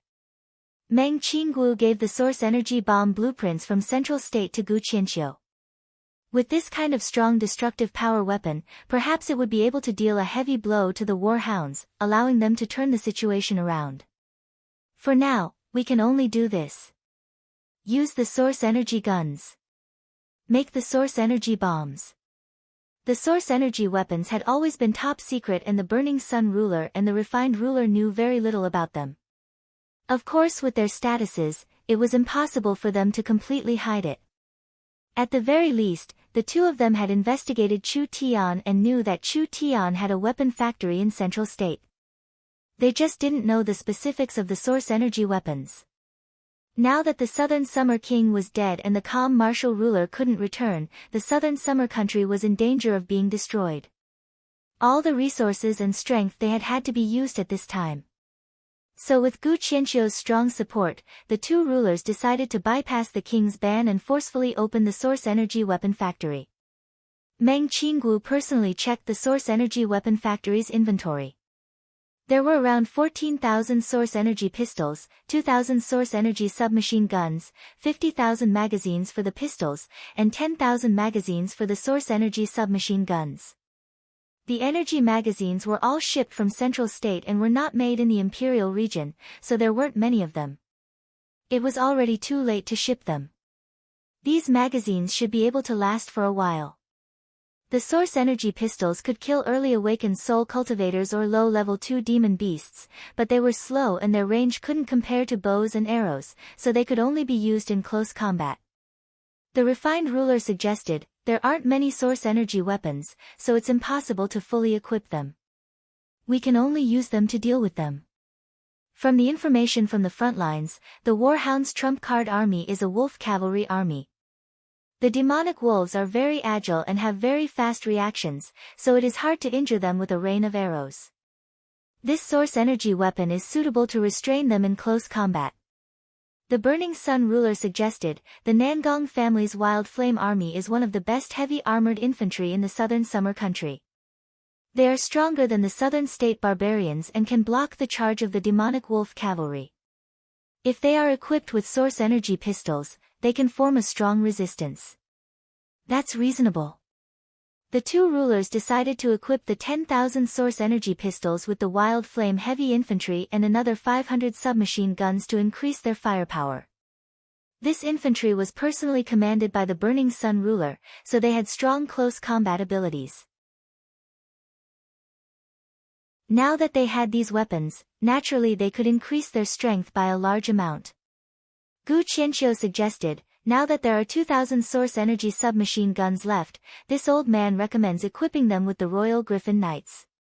The Griffin Knights are the strongest army in Imperial City and the Southern Summer country, so they have the advantage of suppressing enemies in the air. If they have the support of the powerful submachine guns, they will become a nightmare for the Warhounds. There were 2,000 Griffin Knights left.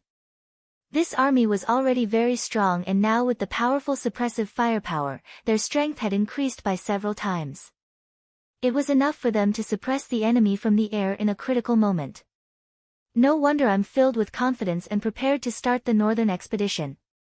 The Burning Sun ruler was filled with excitement. My southern summer country has these powerful weapons. We indeed have the ability to flatten the Warhound's plains. It's a pity. He never would have thought that the Warhounds would be a step faster. In the end, he would die a tragic death before his ambitions could be fulfilled. Could it really be the will of the heavens? If the Warhounds had attacked a month later, the first batch of source energy weapons would have been sent to the army.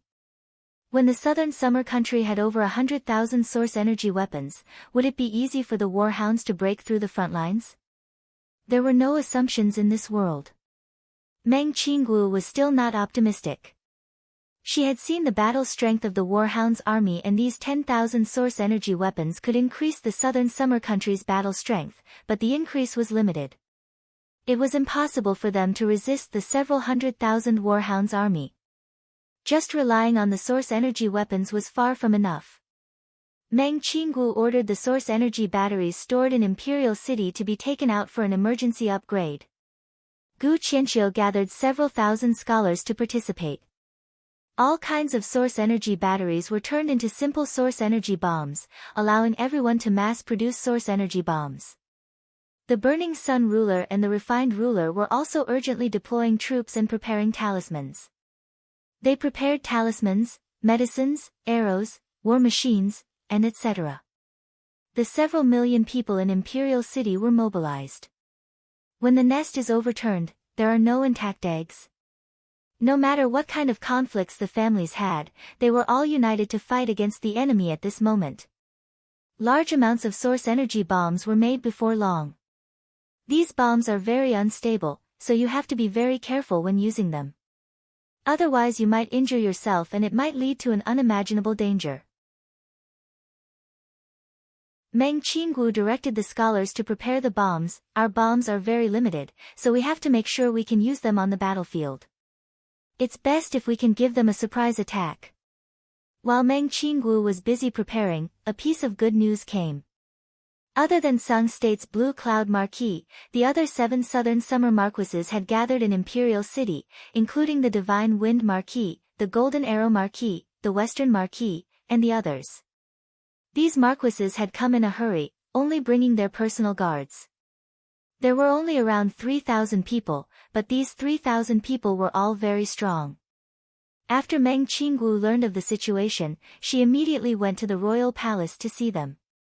When the Western Marquis saw Meng Qingguo appear, his face turned dark and filled with shame. He would never forget the humiliation Miracle Commerce had given him in his life. Although he did not see Chu Tian, seeing Meng Qingguo was enough to make his teeth itch. Meng Qingguo was most worried about the internal problems in Imperial City. Why did the front lines collapse? A large part of the reason was because of Wang Tianlong's betrayal, so Dongfang Zhan had to personally suppress it. Because the frontline marshal had left the command post, he could not respond to the situation at the back, and it sped up the collapse of the front lines. Qingguo greets the Western Marquis. Meng Qingguo also nodded. Chu Tian has offended the Western Marquis, so after this matter is over, Qingguo will personally come to apologize. But with the enemy in front of us, I ask the Western Marquis to cooperate. Shangguanhong, you are still a second-class Marquis that the Southern Summer King gave you. The Refined ruler reprimanded him with a look of dissatisfaction. With the country in danger, personal grudges are not worth mentioning. This ruler does not want the Shangguan family to bear the crime of destroying the country. The Burning Sun ruler also said, Chu Tian has already become the country guarding ruler and is the leader of the rulers, so it is not shameful for you to suffer this loss. Now that the war hounds are in front of us, we must cooperate. Yes. When the Western Marquis saw the 2 rulers come out to speak, he did not dare act up. He immediately cupped his hands and said, Shangguanhong will face the danger with my own body, even if I die 10,000 times. Meng Qingguo was relieved seeing this. She looked at the Divine Wind Marquis and the Golden Arrow Marquis. You guys came this quickly? The Divine Wind Marquis nodded. My king sent out a royal proclamation not long ago, requesting the southern states to make preparations as well as a plan to move troops north. We were already prepared to come to Imperial City at any time, so when we learned of the changes in Imperial City, we immediately rushed over. It's a pity. The Golden Arrow Marquis said with a sigh, we rushed over, but we couldn't bring the army with us. There was no other way. Although the armies of the various states had not arrived yet, the marquises were all peak experts of the southern summer country and they were all experienced generals, so they could handle this task by themselves. With the help of these people in Imperial City, their chances of winning this battle would increase by quite a bit. The Divine Wind Marquis voice was a bit hoarse. I heard that the old marshal Meng Qinggu gave a heavy nod. At this time, the marquises all had calm expressions. Whether it was the Divine Wind Marquis, the Golden Arrow Marquis, the Western Marquis, or the other marquises, as long as they were in front of Dongfang Zhan, they would all respectfully call him the marshal. This was because they had more or less worked under Dongfang Zhan before, so they all admired Dongfang Zhan's character. The pillar of the country had collapsed, how could they not sigh in regret? What is the current situation? The Greenwood Marquis said, how should we fight? Meng Qinggu had already done her best. The source energy guns and the source energy bombs, these two things could greatly increase the chances of Imperial City's defense. However, Meng Qinggu could not predict the final outcome of Imperial City, she could only leave it to fate. Meng Qinggu was a merchant, so she did not have any experience in analyzing the battlefield. She only knew that the Warhound's army was very strong, so how they would defend would depend on these people.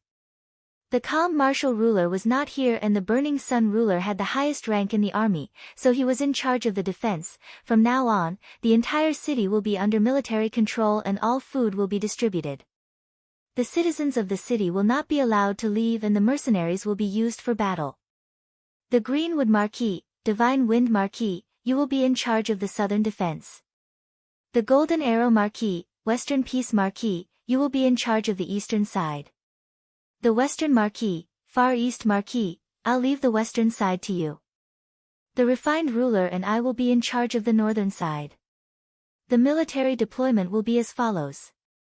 The southern summer Imperial City was nervously deploying and the Warhounds were quickly reorganizing themselves, increasing their pace.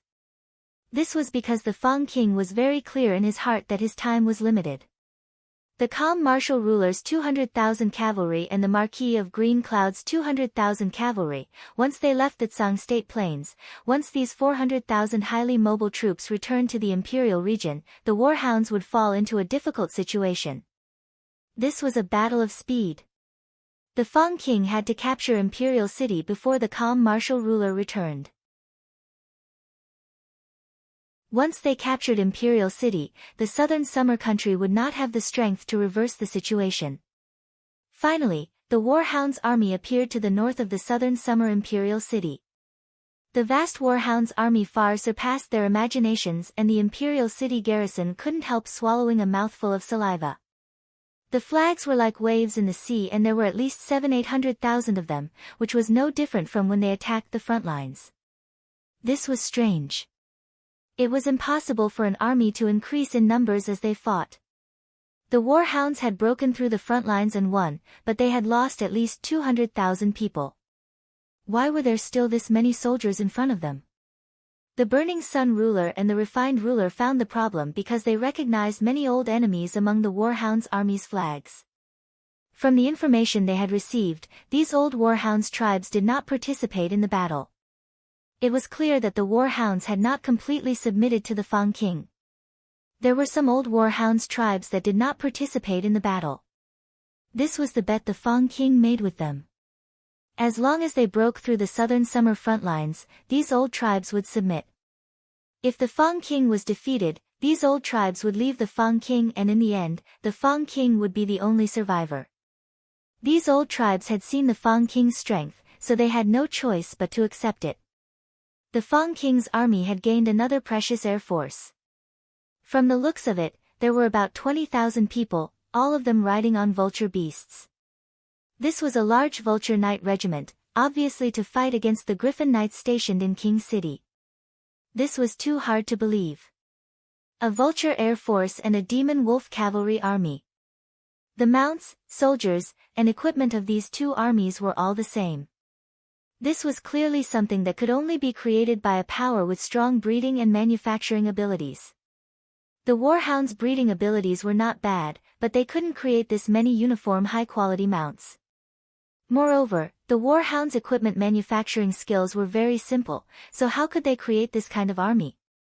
The Fang King rode the three-headed demon wolf, walking alone in the direction of Imperial City. You are the newly promoted Fang King. The Burning Sun ruler felt a wave of pressure from the Fang King.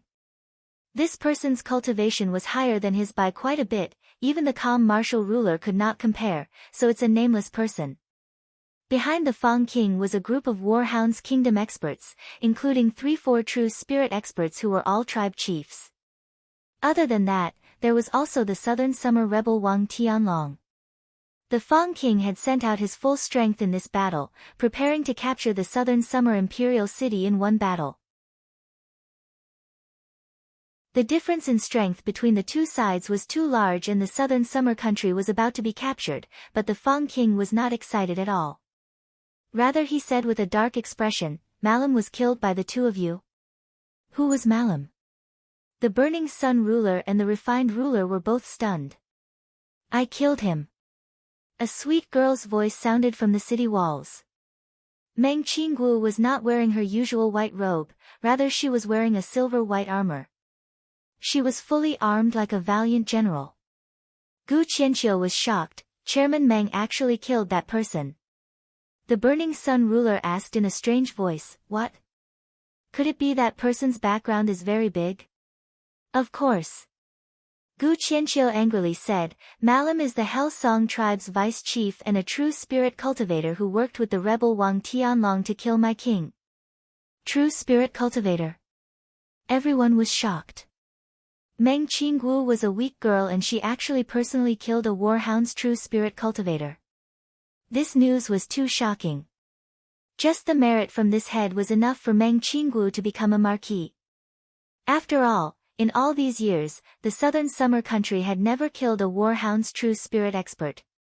Even if a warhound's true spirit expert fell, it would be because of internal strife. The entire warhound's army was in an uproar.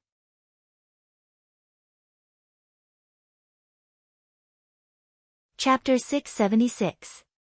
The source energy cannon has 100 times the power of a source energy gun, but the energy consumption is also 100 times higher. Not only does it require a high-energy magazine, it also requires a high-quality material. With our current battery technology, weapon refining technology, and the materials we have on hand, I'm afraid it will be hard to meet the requirements. Chu Tian did not care about Yun Tianhe's question at all. There's no need to worry. I've already thought of a method to refine high-strength crystal oil while I was in Imperial City. The Central State Battery Base and the military base barely meet the requirements. As for the materials, when we left Imperial City, we brought out several hundred-year-old metals that can withstand the energy of the source energy cannon. Chu Tian also proposed a heavy firearm plan. This kind of firearm was also made from a very expensive rare metal. Its specialty was that it could withstand high speeds for a long time, so it was suitable to be used to create a high-capacity, fast-firing rate, and long-lasting firearm. Whether it was the source energy cannon or the heavy source energy gun, they were all weapons of mass destruction. The technology and material requirements were very high, so Chu Tian had to personally participate in the research to ensure that it could be produced before the warhounds attacked.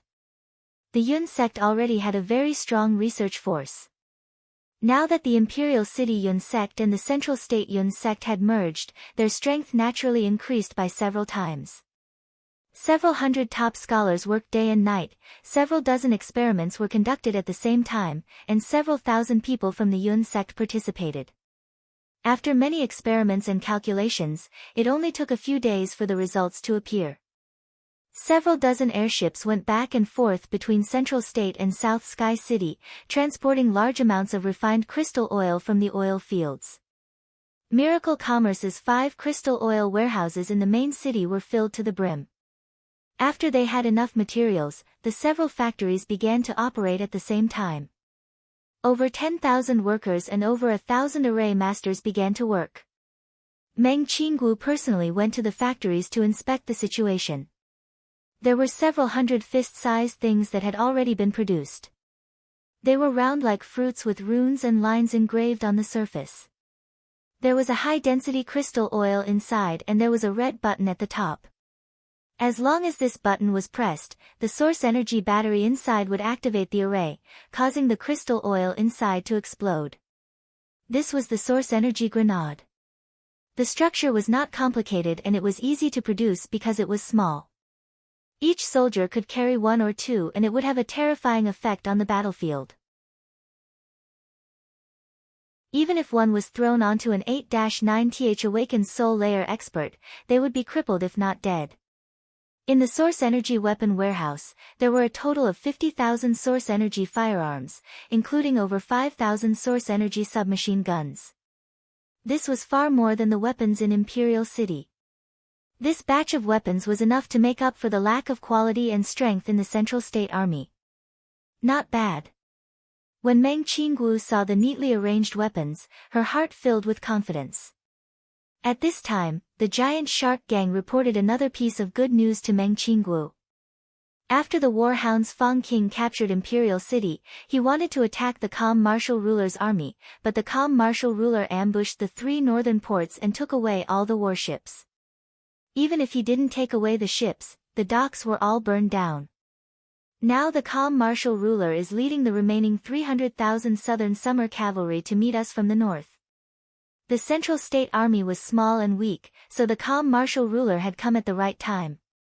The calm martial ruler had the highest status of the 3 rulers. He was a person that could support half of the southern summer country. Not to mention he had brought a large group of elites to Central State. The calm martial ruler had not only taken all the ships, he had also burned down the ports. This was without a doubt delaying the warhounds' attack, giving Chu Tian a chance in Central State. Immediately prepare to welcome them. Meng Qinggu brought Miracle Commerce's group to the Central State port. First they cleared out most of the port and docks, then they built a temporary military camp. 2 days later, several hundred large warships appeared in front of them. The calm martial ruler had brought 280,000 elite cavalry to Central State this time. Most of them were the Storm Cavalry, which was one of the strongest main forces of the southern summer country. The 400,000 cavalry of the southern summer country was the most important battle force. Half of them were in Imperial City and the other half were in Sang State. If this army was not on duty when the battle began, it was unknown if the Fang King's army could capture Imperial City. Now that this army had come to Central State, it would be a great help to defend Central State. The fall of the Imperial region was a large blow to the calm martial ruler. But the calm martial ruler did not seem angry or flustered, rather he seemed very calm. As the commander-in-chief of the Southern Summer Army, he was very good at hiding his emotions. With the Southern Summer country's disaster, the calm martial ruler clearly blamed himself. He did not see through the warhounds' true intentions in invading Sang State. When the warhounds' army entered Sang State, it looked like they were heading for Sang State's main city and they deliberately revealed their intentions to attack the farms, but these were all pretenses. The true goal was to drag the southern summer country's northern cavalry army into a quagmire, making them temporarily useless and allowing the Fang King to personally lead the army into the southern summer country. This was not the calm martial ruler's fault. The southern summer country's intelligence was clearly lagging behind. They did not know that the Warhounds' planes had been unified and they did not know that there was a spirit beast kingdom supporting the Warhounds' kingdom. The new Fang King was clearly an experienced general, having a deep understanding of the Southern Summer Army. In this situation where the intelligence was not equal, the calm martial ruler could not do anything. After all, he was not a prophet. The previous king has given his orders. Gu Qianqiu respectfully came forward and said, "We ask the calm martial ruler, Dongfang Gan, to inherit the Southern Summer King's throne." The surrounding soldiers all kneeled down. Whether it was the calm martial ruler's prestige, fame, or background, he was worthy of this position. Now that the Southern Summer country was like a group of dragons without a head, they needed a leader to give orders. Who would have thought that the calm martial ruler would coldly say, "How can a general be the Southern Summer King? This ruler will not accept the throne, letting Dongfang Haoran inherit it is the proper way. If this was said by someone else, people would think it was fake, but the calm martial ruler's character was known by the entire country. He was like another Dongfang Zhan. Although he had a high status, he had no interest in material comforts. When the previous generation's Southern Summer King was choosing between the two princes, he preferred the decisive Dongfang Gan. Who would have thought that when Dongfang Gan learned that his royal father wanted to pass the throne to him, he would lead his troops to fight the warhounds without a single word. Dongfang Gan's actions were telling the previous king that his ambitions were on the battlefield and not in the palace. The previous king could only helplessly pass the throne to Dongfang Hao. Dongfang Hao had great ambitions but no talent, so he was not a virtuous king, but he was very tactful and shrewd. He had the heart of a king, so he had governed the southern summer country quite well over the years. Now Dongfang Hao was dead. Was Dongfang Gan not willing to become the southern summer king? The great scholar said with a calm expression, "The prince is talented, but he is too young and lacks experience on the battlefield. Without any experience in governing, how can he take the throne? The southern summer country is in a special period. I ask the calm martial ruler to not decline. We ask the king to immediately ascend the throne. We ask the king to immediately ascend the throne." Everyone began to loudly shout out. Dongfang Gan tightly knit his brows as he said, "If I become the king, who will go to war? The southern summer king does not need a king, but rather a general that can sweep through the war hounds." The calm martial ruler's words are wrong. Meng Qinggu said, "The entire country's war is related to the fate of the country. With the king personally leading the army, it will raise the morale of the army. As long as we can pass this calamity, we won't need to worry about counterattacking in the future." Prince Dongfang Haoran is not even 30 years old and can already break through to the peak ninth awakened soul layer. It would be better for him to grow with the country guarding ruler, becoming a country protecting pillar that is not inferior to the calm martial ruler. On the other hand, if the prince ascends the throne early, not only will his strength not convince the people, it will also delay the prince's growth. How could the calm martial ruler bear this? The calm martial ruler will have two benefits if you ascend the throne, but the calm martial ruler will have two mistakes if you don't. Please reconsider. Gu Qianqiu praised Meng Qinggu. She really was worthy of being the beautiful and intelligent vice-chairman of Miracle Commerce. These kind of reasonable words were much more useful than these people. The calm martial ruler gave a sigh and finally agreed. Under the escort of the army, Dongfang Gan finally carried out the simple coronation ceremony in Central State. From now on, Central State City would be the imperial city. After Dongfang Gan ascended the throne, he immediately issued several royal proclamations. First, Dongfang Haoran was given the title of calm martial ruler, inheriting the title left behind by the southern summer king Dongfang Gan. Of course, it was only in name. Dongfang Haoran did not have much experience on the battlefield and his strength was not strong enough, so he could not control the southern summer country's army. The current military power was still in Dongfang Gan's hands. Second, the country guarding ruler Chu Tian was given the title of Profound Marquis, being a first-class marquis of the southern summer country. He had the qualifications to mobilize the regular armies of the 6 states and also manage the 6 marquises. The marquises of the various counties had to be led by the country guarding ruler. Third, Meng Qinggu killed the Hell Song tribe's vice-chief Malam and was given the title of Marquis of the Southern Summer Country. She was given the title of Cloud Dream Marquis, becoming the Marquis of Southern State. Of these 3 royal proclamations, 2 of them were royal proclamations for Miracle Commerce. Chu Tian added the title of Marquis on top of the ruler title and it was a first-class Marquis with real power. This was something that had never happened before in the history of the southern summer country. Other than Chu Tian, Meng Qinggu was also given the title of Marquis, becoming the southern state army where the western Marquis was stationed. This was the first female Marquis in the southern summer country in several hundred years. Regarding this, no one had any objections. The 3 great clans could not recover from the imperial city and the other large clans had either escaped, died, or returned to the warhounds, so how could they care about this? Among the marquises of the southern summer country, other than the newly titled Cloud Dream Marquis Meng Qinggu, the Greenwood Marquis, the Golden Arrow Marquis, and the Divine Wind Marquis were on Chu Tian's side. The great scholar Gu Qianqiu was also on Chu Tian's side. The new imperial city and central state were Chu Tian's territory. Therefore, from the marquis to the citizens, no one objected to this and they were all very excited. Chu Tian being placed in an important position by the southern summer country was a very good thing for the southern summer country. After Dongfang Gan announced the royal proclamations, he wanted to go to the Yun sect to find Chu Tian. In the end, before he could even move, news came from the Yun sect. Chu Tian had been overworking himself these past few days, causing his old injuries to flare up. He could only rest in bed and could not continue working. This time, Miracle Commerce and the southern summer country were all in a panic. They had finally waited for the calm martial ruler to inherit the throne. In the end, something had happened to Chu Tian. What should they do?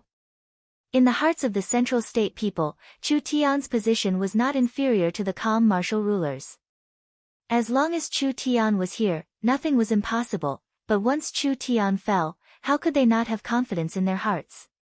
What should they do? Find a medicine, they had to find a medicine. Meng Qinggu decided to use all of Miracle Commerce's channels and buy an immortal herb at any cost. In just a short night, the news of Miracle Commerce buying an immortal herb to save Chu Tian was spread across the entire kingdom. However, once the news was released, it disappeared like a clay ox entering the sea.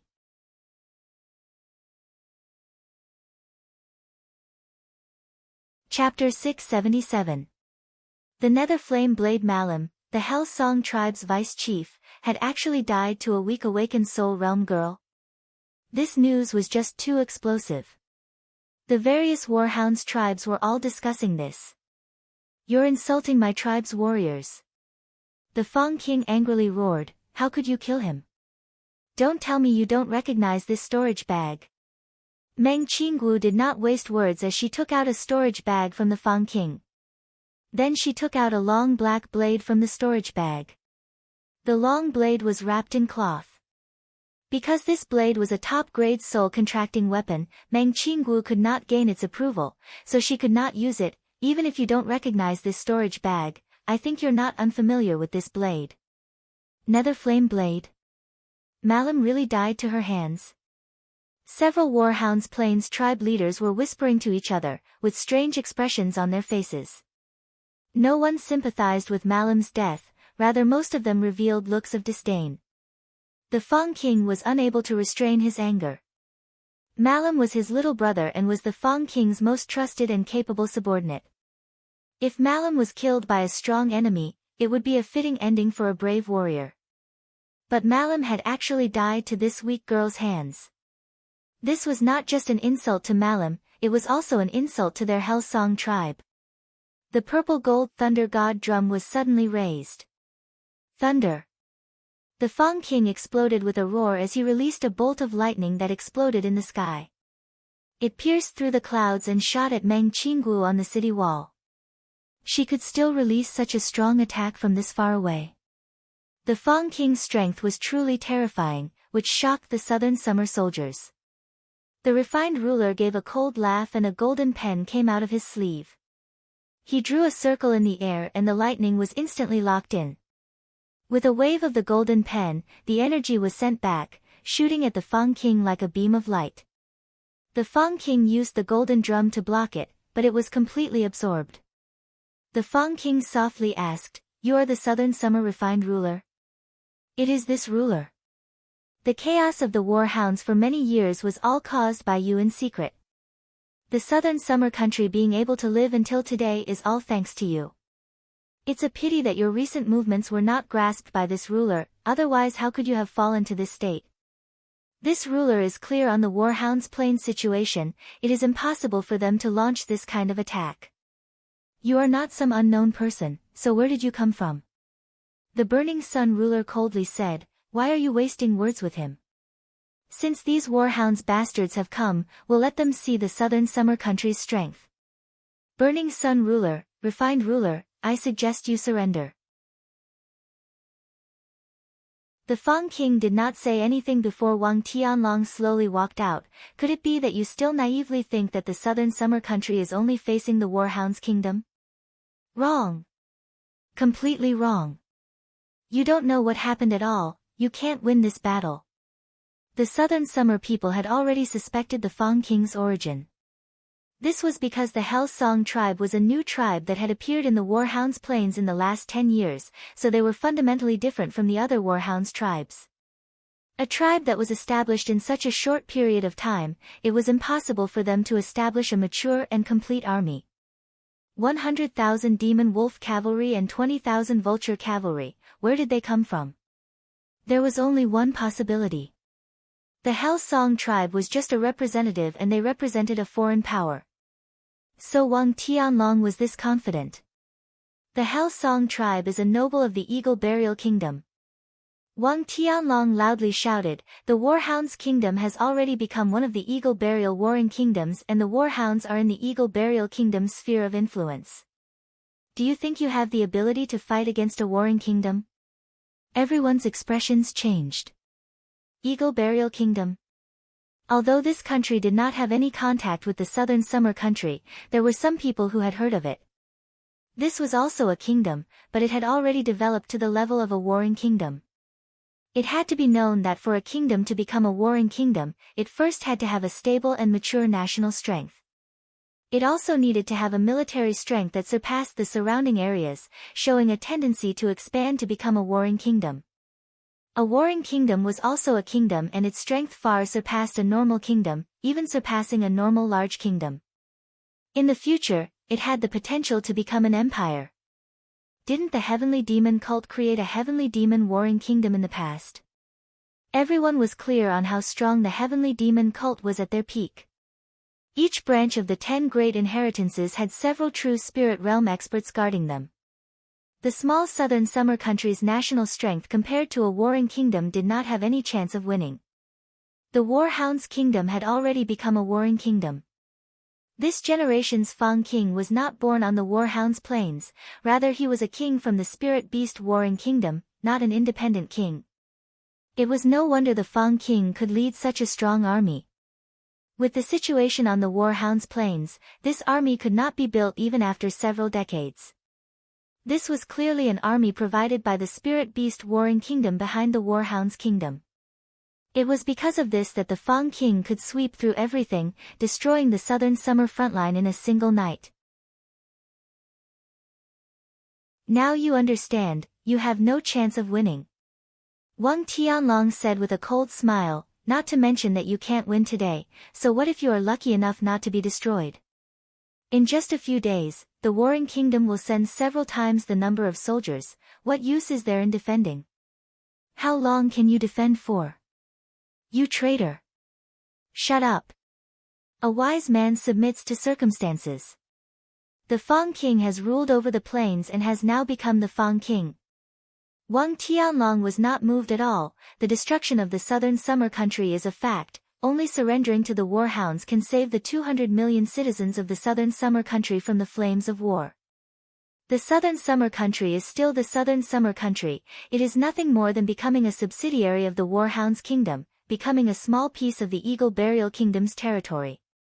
Humans can still live their own lives and receive the protection of a strong warring kingdom, so why not? Don't be stubborn, there is no other way other than surrendering. Let the southern summer country become the slave puppets of the spirit beasts. Let the southern summer country pay tribute to the warhounds. Let the southern summer country pay tribute to the warhounds. Could it be you want the southern summer country to die and be destroyed? Wang Tianlong loudly shouted, the lives of the millions of innocent citizens in Imperial City are in your hands. If you dare resist the Warhounds cavalry today, the day the city is broken will be the day you slaughter the entire city, you better think this through. The defenders were a bit shaken. The strength of a warring kingdom was too terrifying, the small southern summer country couldn't even fight the Warhounds. Even if the Warhounds agreed, they would only be a large kingdom and a very unstable kingdom. How could they compare to a warring kingdom? Now that the Warhounds' planes had the help of the Eagle Burial Kingdom, they had re-established the Warhounds' kingdom. With a warring kingdom suppressing them, the Warhounds would have fewer internal conflicts in the future. The Warhounds' kingdom had become a vassal state of the Eagle Burial Kingdom, so what qualifications and confidence did the Southern Summer Country have to refuse becoming a vassal state? There were 3 kinds of countries on the continent. The first was an independent country. This was a country with complete sovereignty, diplomatic rights, and exclusive resources. It was not controlled by any outside powers and did not need to pay taxes. The second was a vassal state. A vassal state was not necessarily a kingdom, it could also be a marquis state or a sovereign state. This referred to nobles who were given a title and were given their own territory.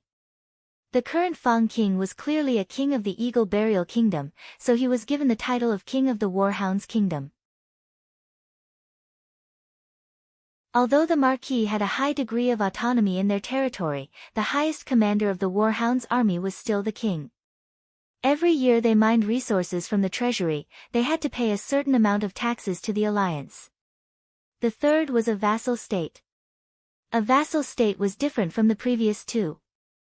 It was a country that was defeated or faced with a stronger country that surrendered. This kind of vassal state did not have any dignity and almost no sovereignty. Not only did they have to pay tribute, they had to be subservient and could not have their own army.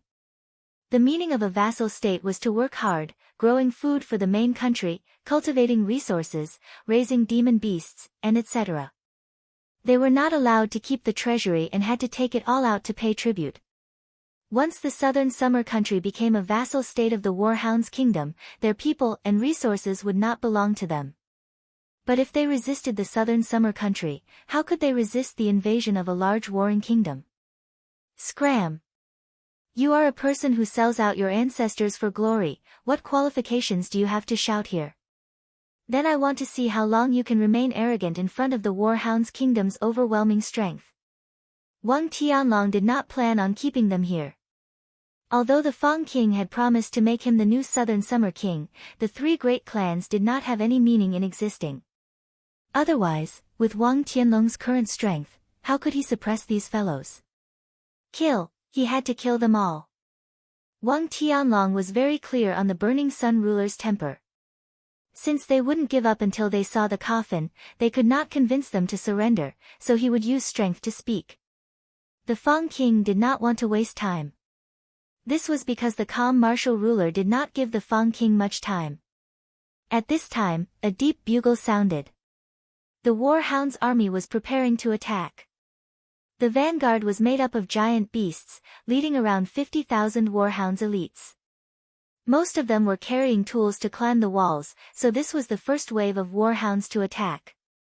Those giant gorilla-like beasts were over 10 meters tall and each one was covered in incomparably thick armor.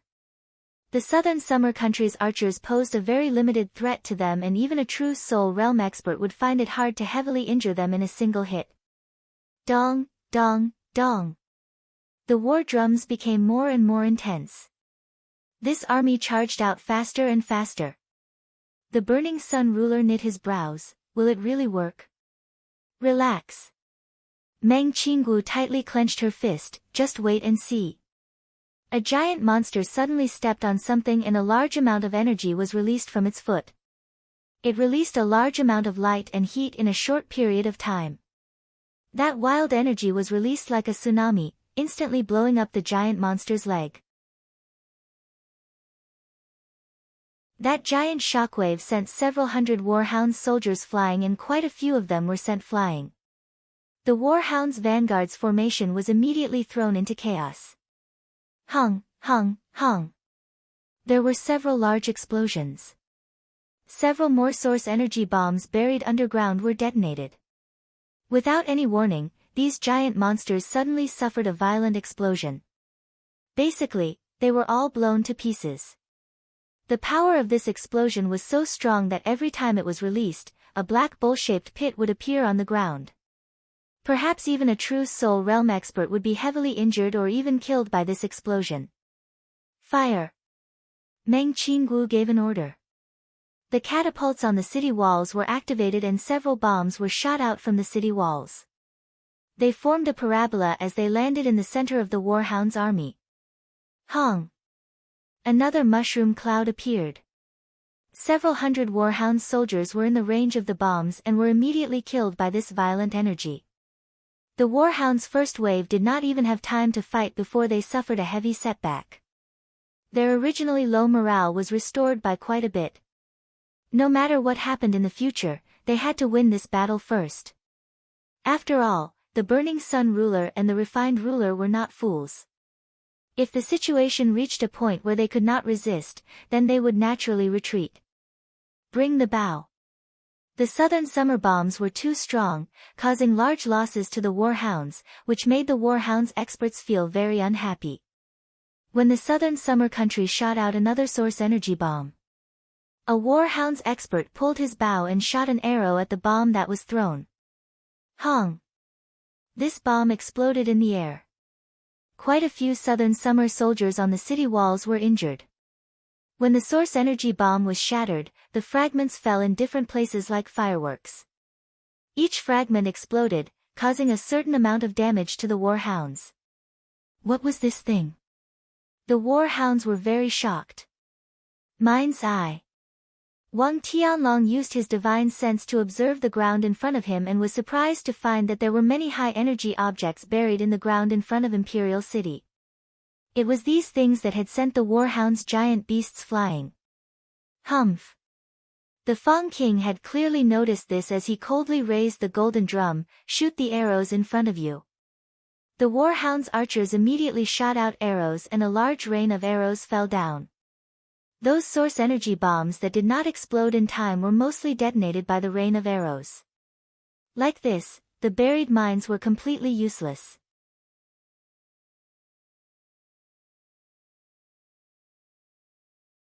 Chapter 678. More than 10 days later, before Royal City had fallen into the enemy's hands, the elf Aubersen left Imperial City and rode his dragon hawk beast south. He passed through Central State, Qing State, and Southern State before arriving in a boundless primitive forest. An entire tens of thousands of miles was covered in forest, as if it had never been developed before. There were large amounts of unimaginably terrifying fierce beasts living here, with level 3 demon beasts being common. Whether it was the southern summer country or the Warhounds country, this was a wild area that could not be developed. Aubersen recklessly charged into the territory of these fierce beasts, but he ignored the warning and hostile roars coming from all around him. Not a single fierce beast dared to attack him. These fierce beasts did not have high intelligence, but they could tell who was strong and who was weak. Even without the unfathomable Aubersen, the dragon hawk beast he was riding was a powerful level 3 demon beast. Its wings were over 10 meters long and its body was covered in red dragon scales. It had the claws and head of an eagle, and the sharp aura it released was enough to deter most fierce beasts. When Aubersen passed through the endless mountains, traces of civilization began to appear. He arrived in the sky above an emerald forest.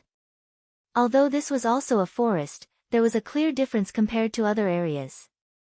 The forest's colors were bright and beautiful, and it was full of vitality. Every tree gave people the feeling that they weren't just plants, but living creatures. The entire forest covered over 100 miles and there were many trees that were over 100 meters tall. Each tree was comparable to a skyscraper in the human world. The holes in the trees had wooden windows and there were delicate treehouses hanging outside. It's Elder Aubersen. Elder Aubersen is back. The dragon hawk flying through the forest attracted the attention of some elves, but when the elves saw the person on the dragon hawk, they immediately let down their guard.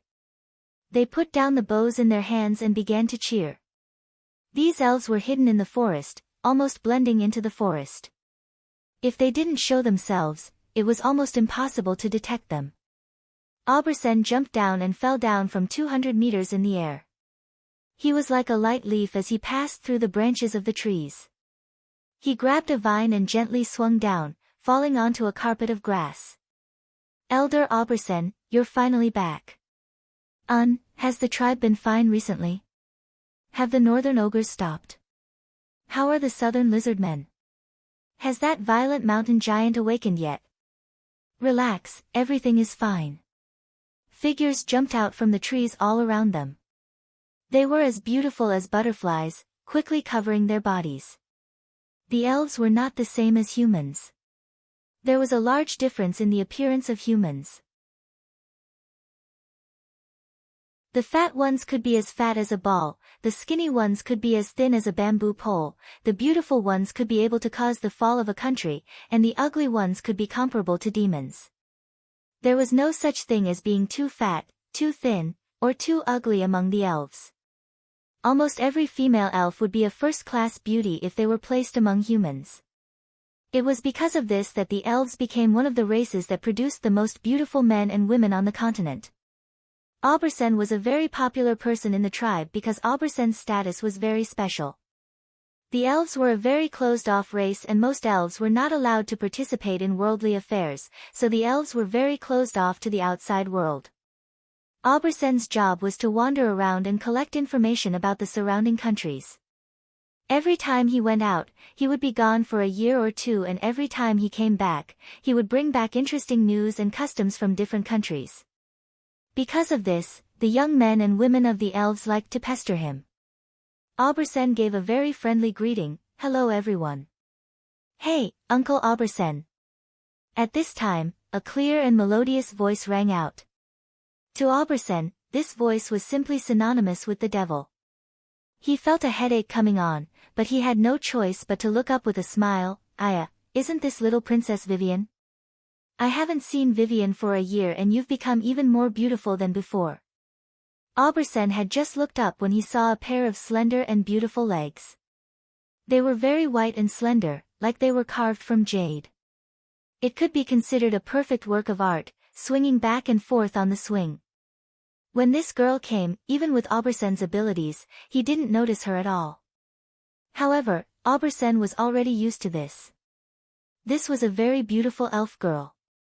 She had the appearance of a 12 to 13-year-old human. She was wearing a dress made of tree leaves, and her dark green hair was adorned with an exquisite crown of flowers.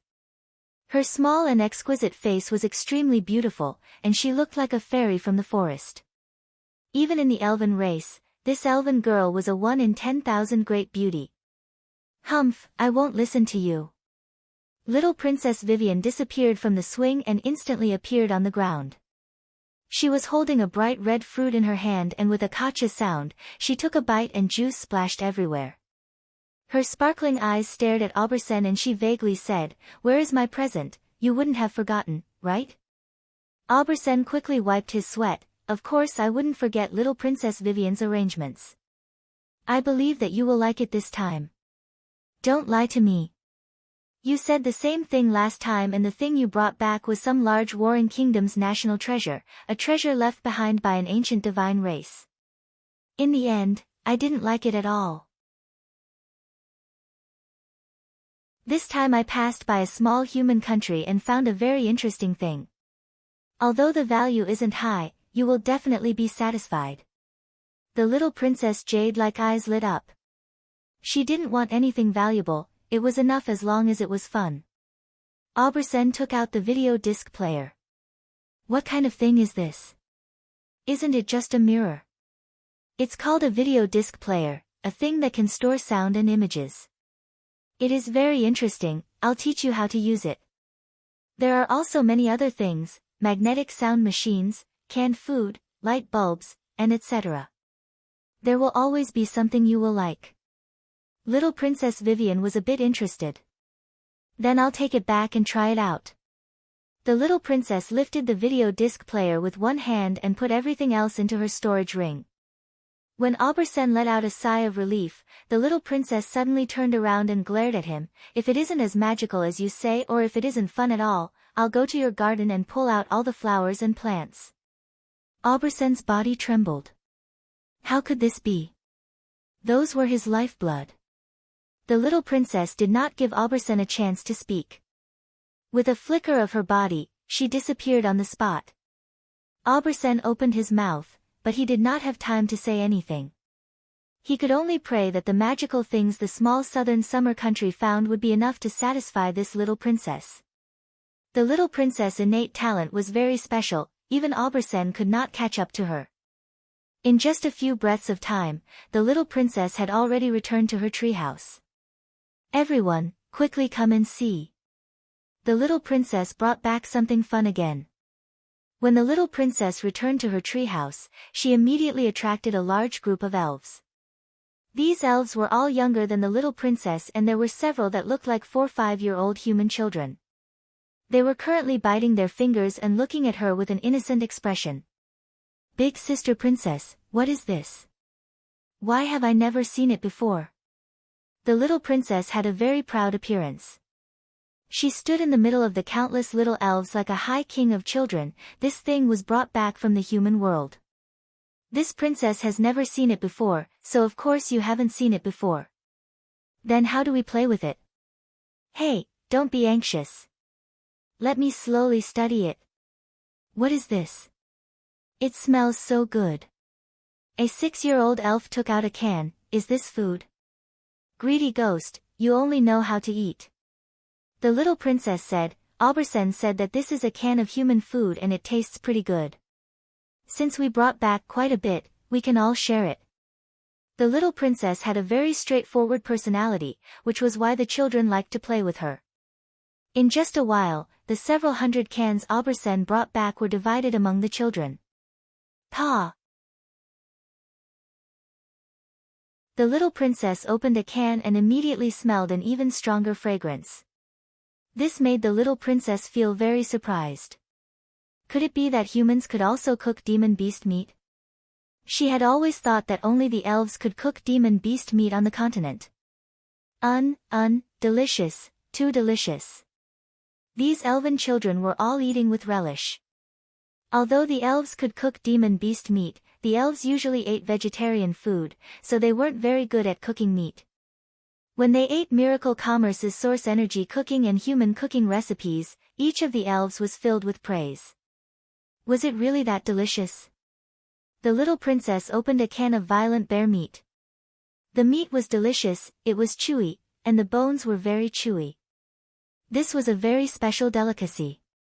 The little princess even drank all the soup and she suddenly felt a bit of regret. This kind of delicious thing, she wouldn't have told the others about it. But because of her face, she couldn't take it back. Little princess, how do you use this video disc player? Let me try. Vivian used the method Aubersen taught her to turn on the video disc player. Several dozen pairs of clear eyes looked over at the same time and they saw the reflective surface of the mirror suddenly light up as images began to appear. Ah! These timid elves were all startled, and they all ran away in a puff of smoke. What is going on? Why can we see other worlds in this mirror? My God, could this be the legendary planar mirror? This is an ancient era's divine weapon. The little princess was also very surprised at first. She had never encountered this kind of situation before.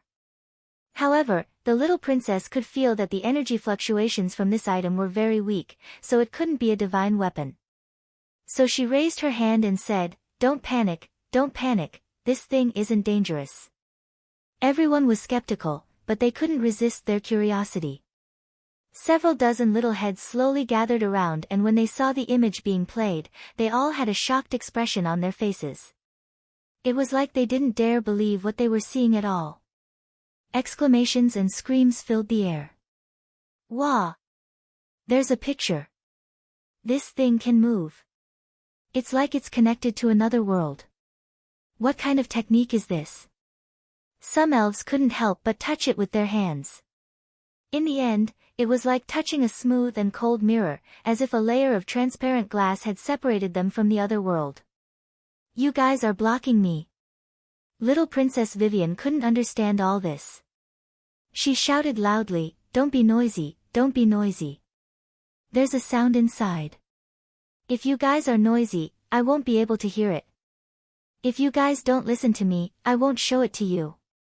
All the elven children immediately became obedient. Everyone's eyes widened as they looked at the new monster in front of them, dumbfounded.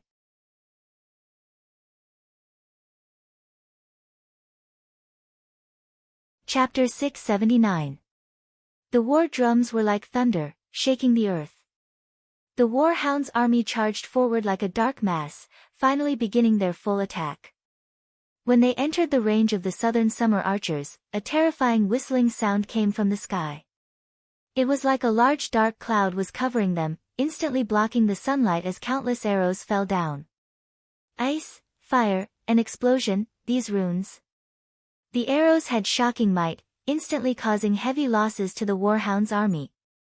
Release the arrows. Counterattack. A warhound's chief personally led the charge. Let them see the might of the warhound's kingdom. The warhound's army charged forward with a strange roar, shooting arrows into the sky. Countless arrows fell onto the city walls, trying to use the rain of arrows to suppress the resistance of the southern summer defenders. The refined ruler coldly ordered, "Activate the array." The Shangguan family's people stood in a circle, each of them holding a banner covered in talismans. Suddenly, the flag was stuck on the city wall. Talisman. The talismans were activated, immediately forming a protective barrier around the city walls. The warhound's arrows were all bounced off the protective barrier. The warhounds tried to climb the city walls, but the southern summer country had already placed large amounts of talismans on the city walls. As long as the warhounds touched the trap, it would immediately trigger flames, frost, or explosions. Was it easy for the warhounds' army to climb the city walls?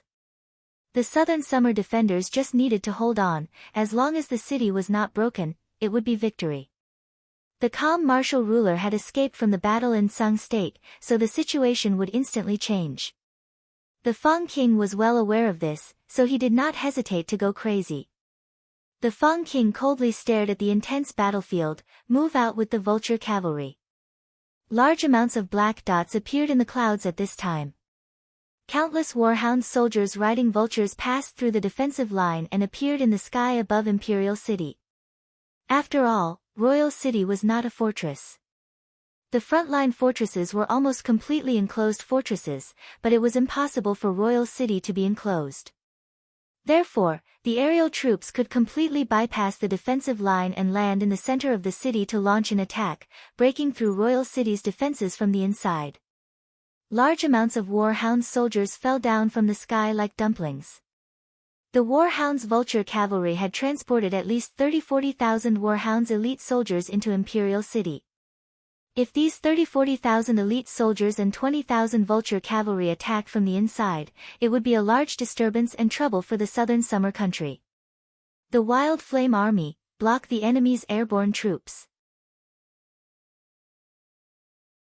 The Burning Sun ruler immediately ordered the Nangong family's Wild Flame heavy armor to move out, creating a solid defense for Imperial City from the inside. Griffin Knights, go forward and tie down this aerial army. The 2,000-strong Griffin Knights had been waiting for a long time. When they received the Burning Sun ruler's order, they immediately flew into the sky and attacked the vulture cavalry 10 times their number in the sky above Imperial City. Although the Griffin Knights did not have the advantage in numbers, their aura was not inferior at all. The Griffin Knights themselves were not weak level 2 demon beasts, and each of the royal knights was a peak elite of the southern summer country. Even if the enemy was 10 times their number, they still had the ability to fight. This is the southern summer country's strongest trump card army. The vulture cavalry commander gave a cold laugh. Truly laughable fools. The Griffin Knights were the peak force protecting the southern summer country and Imperial City. In order to create the Griffin Knights, the southern summer country bought griffins from other countries at a high price each year and invested a large amount of resources into the Griffin Knights. These Griffin Knights represented the southern summer country's authority in a sense. If they could defeat this army, it would be a destructive blow to the southern summer country's morale. Since they're seeking death, we'll let them see how strong our Eagle Burial Kingdom's aerial army is. The vulture cavalry commander loudly ordered, kill. The Griffin Knight commander faced the dense amount of vulture cavalry and immediately raised his spear high up as he shouted, prepare for battle. The two aerial armies moved rapidly against each other. Just as they were about to collide, the Griffin Knight commander loudly shouted, Wind Blade Array. 2,000 griffins simultaneously gathered their strength and released a wave of cyan wind blades. The griffins were much stronger than the vultures, so this storm-like wave of wind blades was very powerful.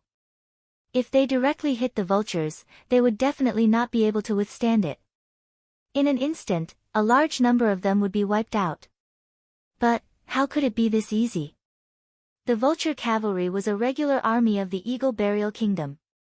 Not only were they well trained, they also had rich battle experience. When the griffins gathered their strength, the vulture cavalry were already prepared and dodged at the same time. The green wind blades passed through them, but not many of them hit their target. Looking from the ground, the orderly vulture cavalry suddenly exploded. All the vulture cavalry moved in different directions, instantly forming a semicircle that seemed like it was trying to swallow the griffin knights. Kill them! The vulture cavalry completely surrounded the griffin knights, sealing off the space around them. After all, the vulture cavalry had the advantage in numbers. If they used a blockade strategy, the griffin cavalry's movements would be hindered.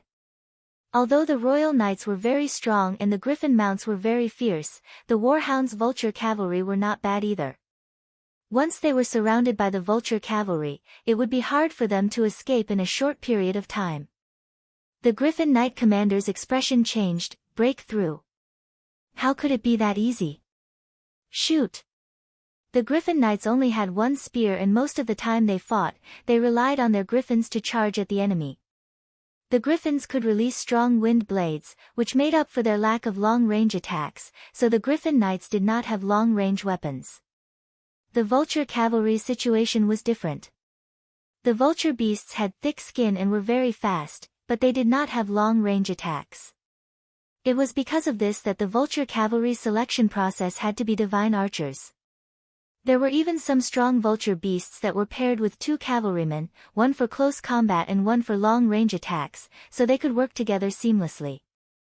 The griffin knights had just entered close combat with the first row of vulture cavalry when the second and third row of vultures released a large wave of arrows. With the close-range attacks in front and the long-range attacks in the back, with this kind of long-range attacks and close-range attacks, the griffin knights would not be able to hold on for long even with the griffin's wind-attributed barrier. They immediately fell into a disadvantageous position and tried to break through several times without success. It really wasn't good. The southern summer country was a small country in the end, so they lacked experience in aerial battles. Even the elite griffin knights did not have much experience in aerial battles. When they fought against a trained aerial force, even if they had an advantage in individual strength, they would still be suppressed. Dong, dong, dong. The warhounds' black tide of attacks became even fiercer. Whether it was the imperial city defenders or the warhounds, their casualties kept rising. Because the vulture cavalry had dropped a group of airborne soldiers into the southern summer country, the city walls were in chaos. There were quite a few warhound soldiers that did not fear death climbing up the walls. Throw the bombs. Quickly. The southern summer defenders had no way to deal with the warhound soldiers climbing up, so they could only throw the last batch of source energy bombs down from the city walls. Instantly the earth shook as large amounts of explosions appeared on the city walls. Each source energy bomb released a terrifying light and heat, causing the imperial city to tremble under this terrifying power. Each explosion occurred where the warhound soldiers were gathered, instantly tearing apart over 100 warhound soldiers. The warhound's army was shocked by the terrifying might of the source energy bombs. The might of these weapons was just too terrifying. Don't care about them, continue killing. The southern summer country's city walls are about to be broken. The warhound's army was incomparably fierce. With these powerful source energy bombs, although they could barely suppress the warhound's attack, the warhounds came back after a while, attacking the city walls like ants. In terms of defense, the southern summer imperial city could not compare to the frontline fortress. Because the imperial city was too big and there were too many people, there were 9 city gates. The warhound's army attacked 7 of the city gates at the same time. Miracle Commerce's source energy bombs were very limited and they were almost all used up, so they could not stop the warhound's soldiers from attacking the city.